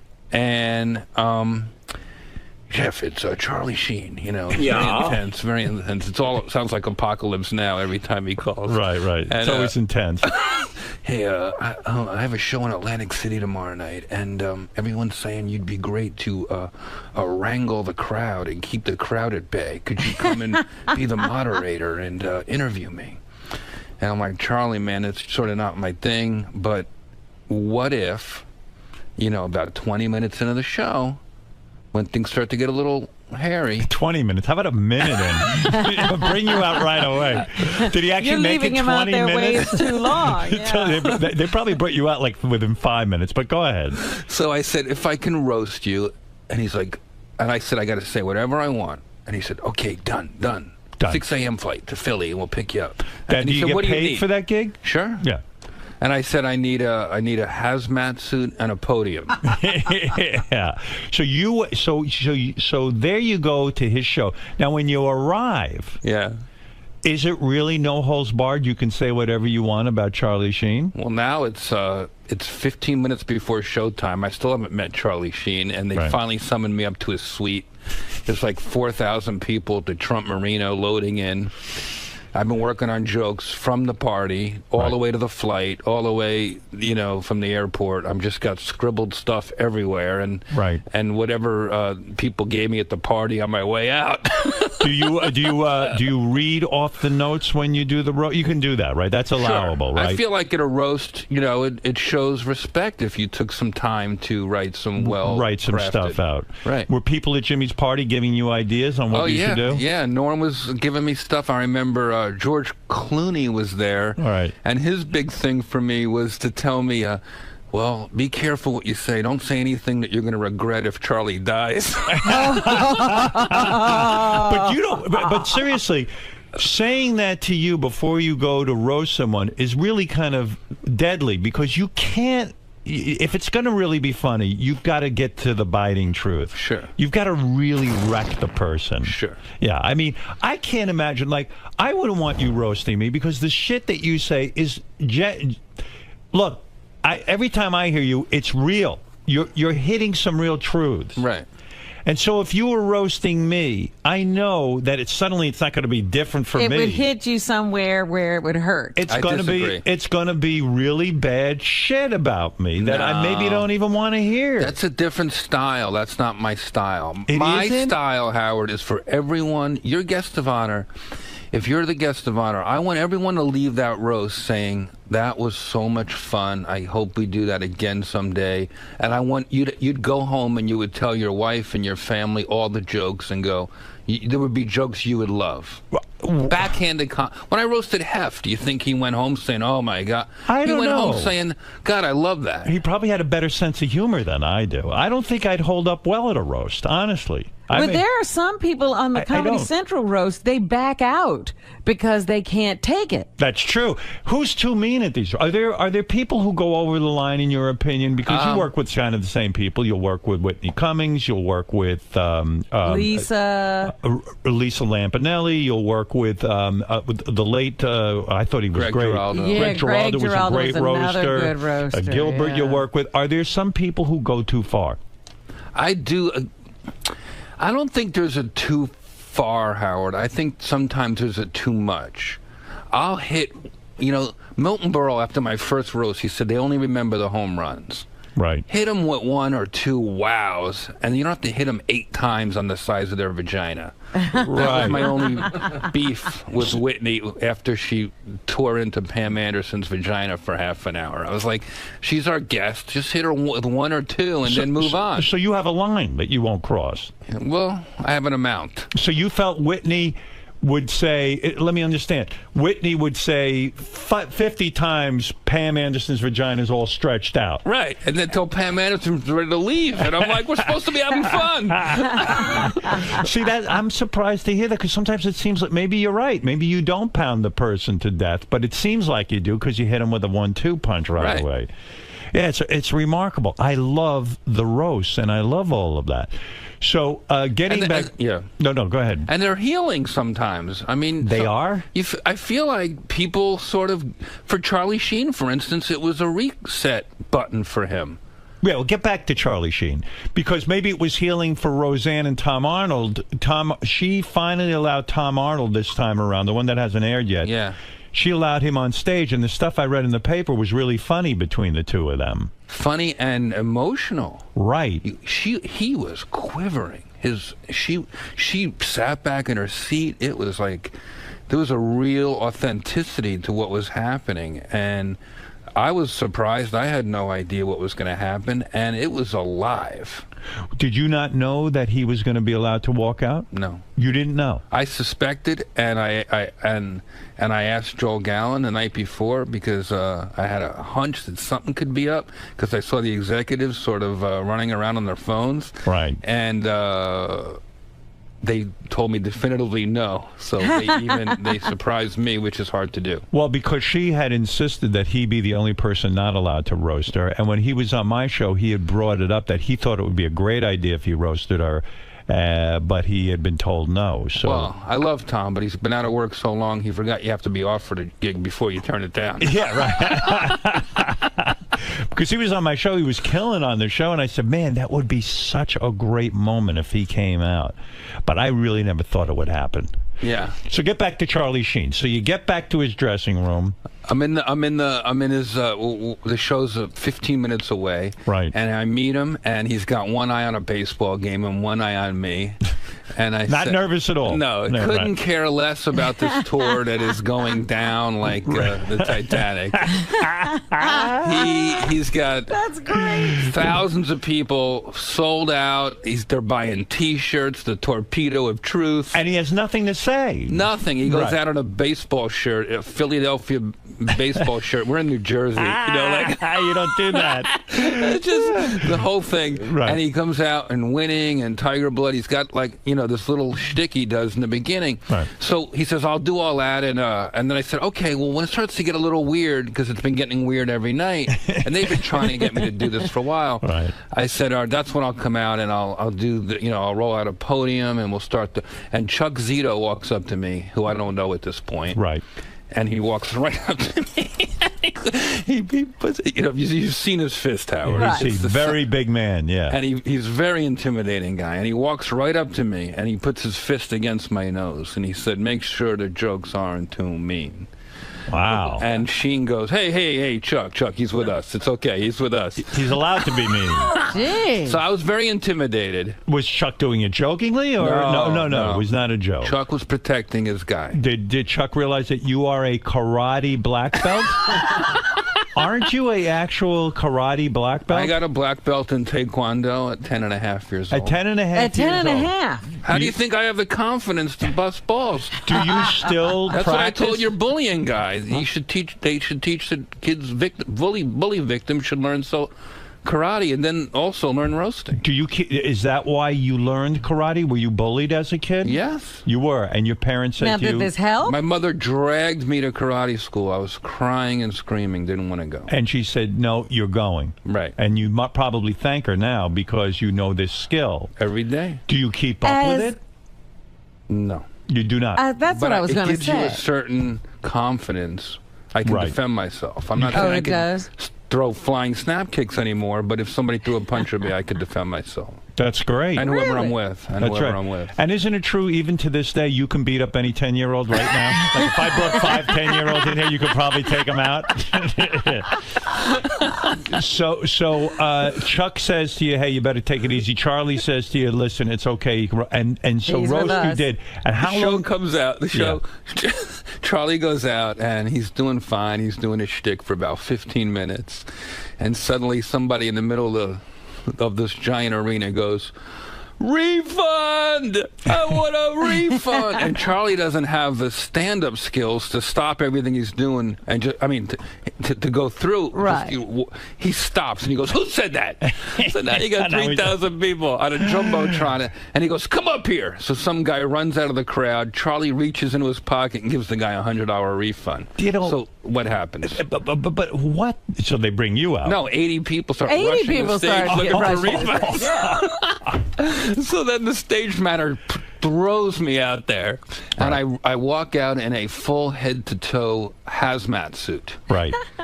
And I have a microphone, and I pull the mask down, and I said, hey, everybody, my name's Jeff Ross. They call me the Roastmaster General. And Charlie says, what the fuck are you doing here? And I go, Charlie, these people paid good money for a comedy show. They deserve a comedy show, and no one deserves to be roasted more than the Warlock.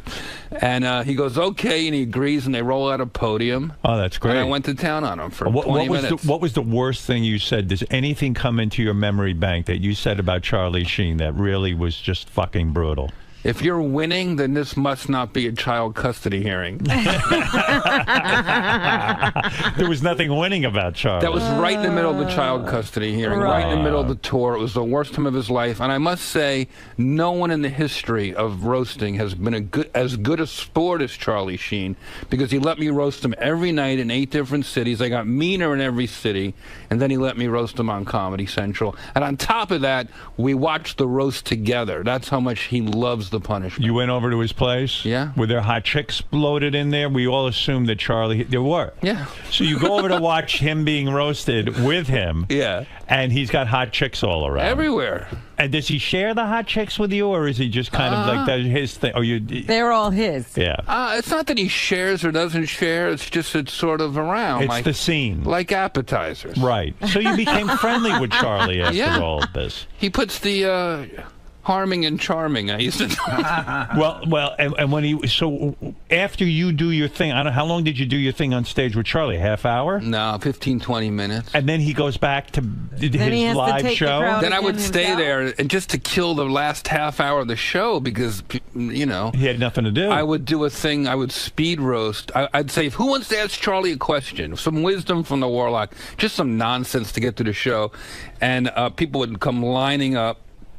And I'd say to talk to Charlie or to hug Charlie or kiss Charlie or ask him a question, you got to go through me. Right. And I would just sort of up and down speed roast these nudniks who came to the Charlie Sheen show. You mean you would roast them off the cuff? Yeah. Can you do, are you, I sense that you said you had to prepare and for months and months and months, but if I said to you, go roast, you know, Fred right now. Right. Would you be able to, off the top of your head, roast him for a few minutes? Probably. You could. Yeah. I mean, what would you say? There's nothing funny about Fred. How could you? What could you possibly say? Look him in the eye and roast him right now. Let's see a good. He's sport. a nudnik who's come to the podium. Go ahead. Oh my God! Look at this. Fred, how are you? Doing fine, my friend. I loved you on To Catch a Predator. Good luck. Very good. He's a scary-looking guy. I don't want to make fun of him. He looks like he would have somebody killed. Yeah, right. No, you're doing good over there, Fred. How did you know he was on To Catch a Predator? I didn't even know you knew that about him. That's awesome. It's I have a whole stand-up special where I speed roast people one after the other from every city. Yeah. Well, now has that aired? It airs on Saturday. This Saturday, Yeah. it's a stand-up special where you'll knock on a celebrity's door, for example, and roast them? No. That's not this. I'm on stage in any city. I did 8 cities. Right. And I do some jokes about that city, and then I invite anyone who wants to come on stage for 15 seconds of pain. And I did 8 cities, and it's all cut together. Oh, Jeff that's Ross great. Roasts America. Is that on Comedy Central? Saturday night at 11. Beautiful. I'll watch that. Thanks, man. I mean, when you look at a guy like me, I'm almost unroastable because, A, I'm handsome as hell. Sure. B, the women love me. And I'm not that controversial. So it would be difficult for you to come up with a line right now off the top of your head, wouldn't it? No, I'd probably talk mostly about... I like to talk about what's going ahead. Not what would you say about me? Go, let me see if I could be a good sport. I will try. What could you possibly say about me that would be... Howard Stern almost got into a fist fight with Howie Mandel. That's quite an opponent there. A fist fight with a guy who doesn't like to be touched. You're really tough, Howard. See, I can handle that. You can that's handle fine. that one? Oh, yeah, that's easy. I mean, that's nothing. I mean, that almost makes me look good. But I wouldn't want to turn it up as a guest because then Turn you it might up. get it. You blast me one real good one. Give it up for Howard Stern, the ugliest motherfucker on the planet. That's not even a joke. That's a fact, Howard. That's it? I could handle that. I wrote some notes down. You want me to roast you properly? Yeah, go ahead. Really? Roast me. Can roast I? me. Yeah, go ahead. He Go ahead. wrote notes. I work on these things. Seriously? I had no idea. I want to see if I could take it. I would speed roast nudniks. I don't speed roast legends. Legends I prepare for. Oh, really? Okay. Well, so go ahead and give it to me, and don't hold back. But I can guarantee you, at some point, I'm going to tell you I can't take it. Raise your hand when you can. Like have Can I a raise kill my sign, hand? like an S&M situation. Yeah. What would be a word I could yell out if I can't take it anymore? Have Chuck Zito walk in for a second and punch you right in the head. Go ahead. Thanks, Howard. But with all due respect, the Howard Stern roast is not the same without Bob Levy butchering my introduction. Great to be back, Howard. It's been so long. After my last time on this show, they said I couldn't come back until David Arquette had 48 more fucking appearances. All right, I can handle that. Kind of. Yeah. They come from a place of love, Howard, because I love the show. It's not an angry roast. That's not my style. I see. Robin's not here today. There's no one here to fake laugh at my jokes and step on the punchlines. He asked to be roasted, not me. Yeah, right. That was me, but go ahead. There's no minorities in the studio. The closest thing you have to a person of color are the brown stains on Tim's fingers.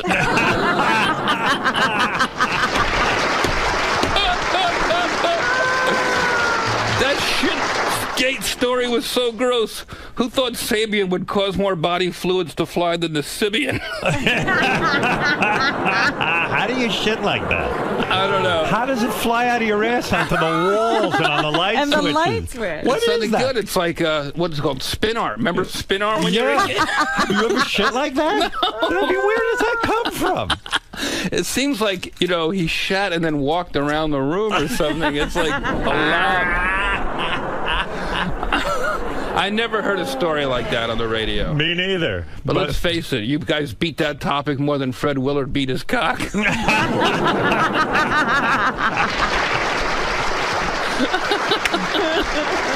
What was that? I mean, what's going on with him? Fred? I love Fred. Who goes to a theater to beat off anymore? It seems crazy. I think he's having fun. He's got an artistic... What is that about, though? I asked him to come on. He went on Jimmy Fallon. I really didn't get any answers. I asked him to come on this show. He declined. Oh. I just want to know, why go to a theater to beat off? I mean, is it to meet other people? I don't think so. I think he was probably bored, had a couple drinks, and was having some fun. All right. Okay. I've jerked off in weird places, haven't you? I'm not very proud. I'm afraid someone will see how small my cock Where is. have you jerked Where off? have you jerked off in a weird place? Let me think. Chuck E. Cheese. You did? No. I believe it. That would be a weird place. Where have you jerked off? That's weird. In a pool. You did? Yeah. Not your own pool, someone else's. I once jerked off in the ocean. Remind me not to invite you to my house. Am I done being roasted? Did I survive that? I mean, I don't feel that I got roasted that bad. Robin, we need you back here. Without you, who will they ever get to Google the news? Even in Robin's absence, we still get all those great Robin songs. Everyone wants to fuck Robin. The only people who want to fuck Howard are those serious executives. See, I like that. Those execs are crazy to mess with you, Howard. Where else are they going to find someone willing to work 4 hours a day, 3 days a week? When you cut back, Howard, on your schedule, do you even think about who you were hurting?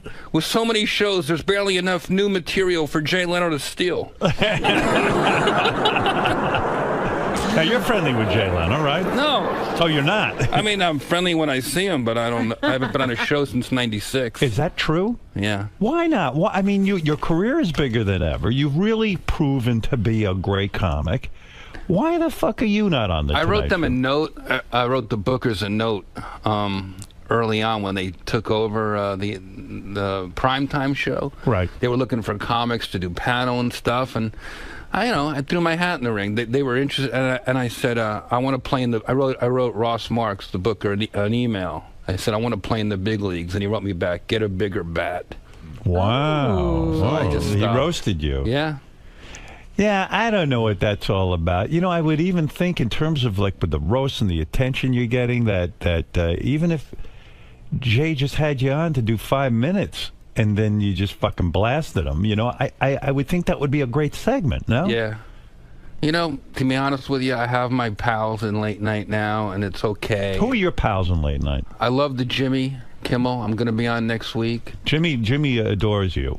Yeah, he's been a good pal for a long time, and Right. always in my corner. Right. And on my team, whatever I do when things are up or down, and that's a real friend. So, to me, that's enough. Yeah, and I was actually surprised you were even allowed into the party at the big party. Jimmy invited him? Jimmy invited. I said, boy, Jeff's really, you never know. You never know. No, I was actually glad to see you there. And it was kind of fun to socialize a bit. That was some party, right? That was the greatest, man. Just Why was singing it so karaoke. Because when else do you see Rickles with his guard down and Norm hanging out, Norm Macdonald? It was just the comics. To me, it's I don't care about the movie stars. That's not my thing. But when you see comics sort of unguarded, I love the fraternity of it. It's funny you say that. You know who I ended up sitting on a couch for most of the evening with talking to is this guy, Louis C.K. Yeah. And he seems like a very genuine guy to me. Are you friendly with him? We started out together. I consider him a friend. And I had a great conversation with him. Maybe you're right. And Norm, too. Norm's another great guy. What did he say to you? Did you remember what he said did he give you advice about Charlie Sheen, you said? What was his advice? Who? Norm Macdonald, the night that we were at the party. I remember him just started pitching me jokes. I can't remember what they were. And Were they good? I don't remember them being stuff I used, but just having Norm sort of engage in what I'm doing is the best. And I just started making fun of his jacket. Were you nervous going on the Charlie Sheen thing at all? Yes, on the first one, but once I got in the rhythm of it, when I'm prepared, I'm not nervous. Yeah. When I'm going into things sort of half-assed, then I get nervous. What makes a great roaster? The guy's got to have a great delivery. It's like everybody could have the same jokes. There's, people write jokes. It's the timing. It's the timing, right? It's just confidence. Right. I love Amy Schumer. She opened the roast last night, Saturday night. Right. For Roseanne. And we had a couple very similar jokes. Right. And I started cutting them in my head. And then I said, you know what? I'm just going to do them. And I'm going to do them with confidence. Who knows what they'll use in the edit. So why break my script apart? I'm just going to do it with the confidence and gravitas of the roast master, and it worked. So they don't work that out ahead of time. You don't sit down with all of the fellow roasters and say, look, here's my material, here's your material, and you work it up, because it seems like a horror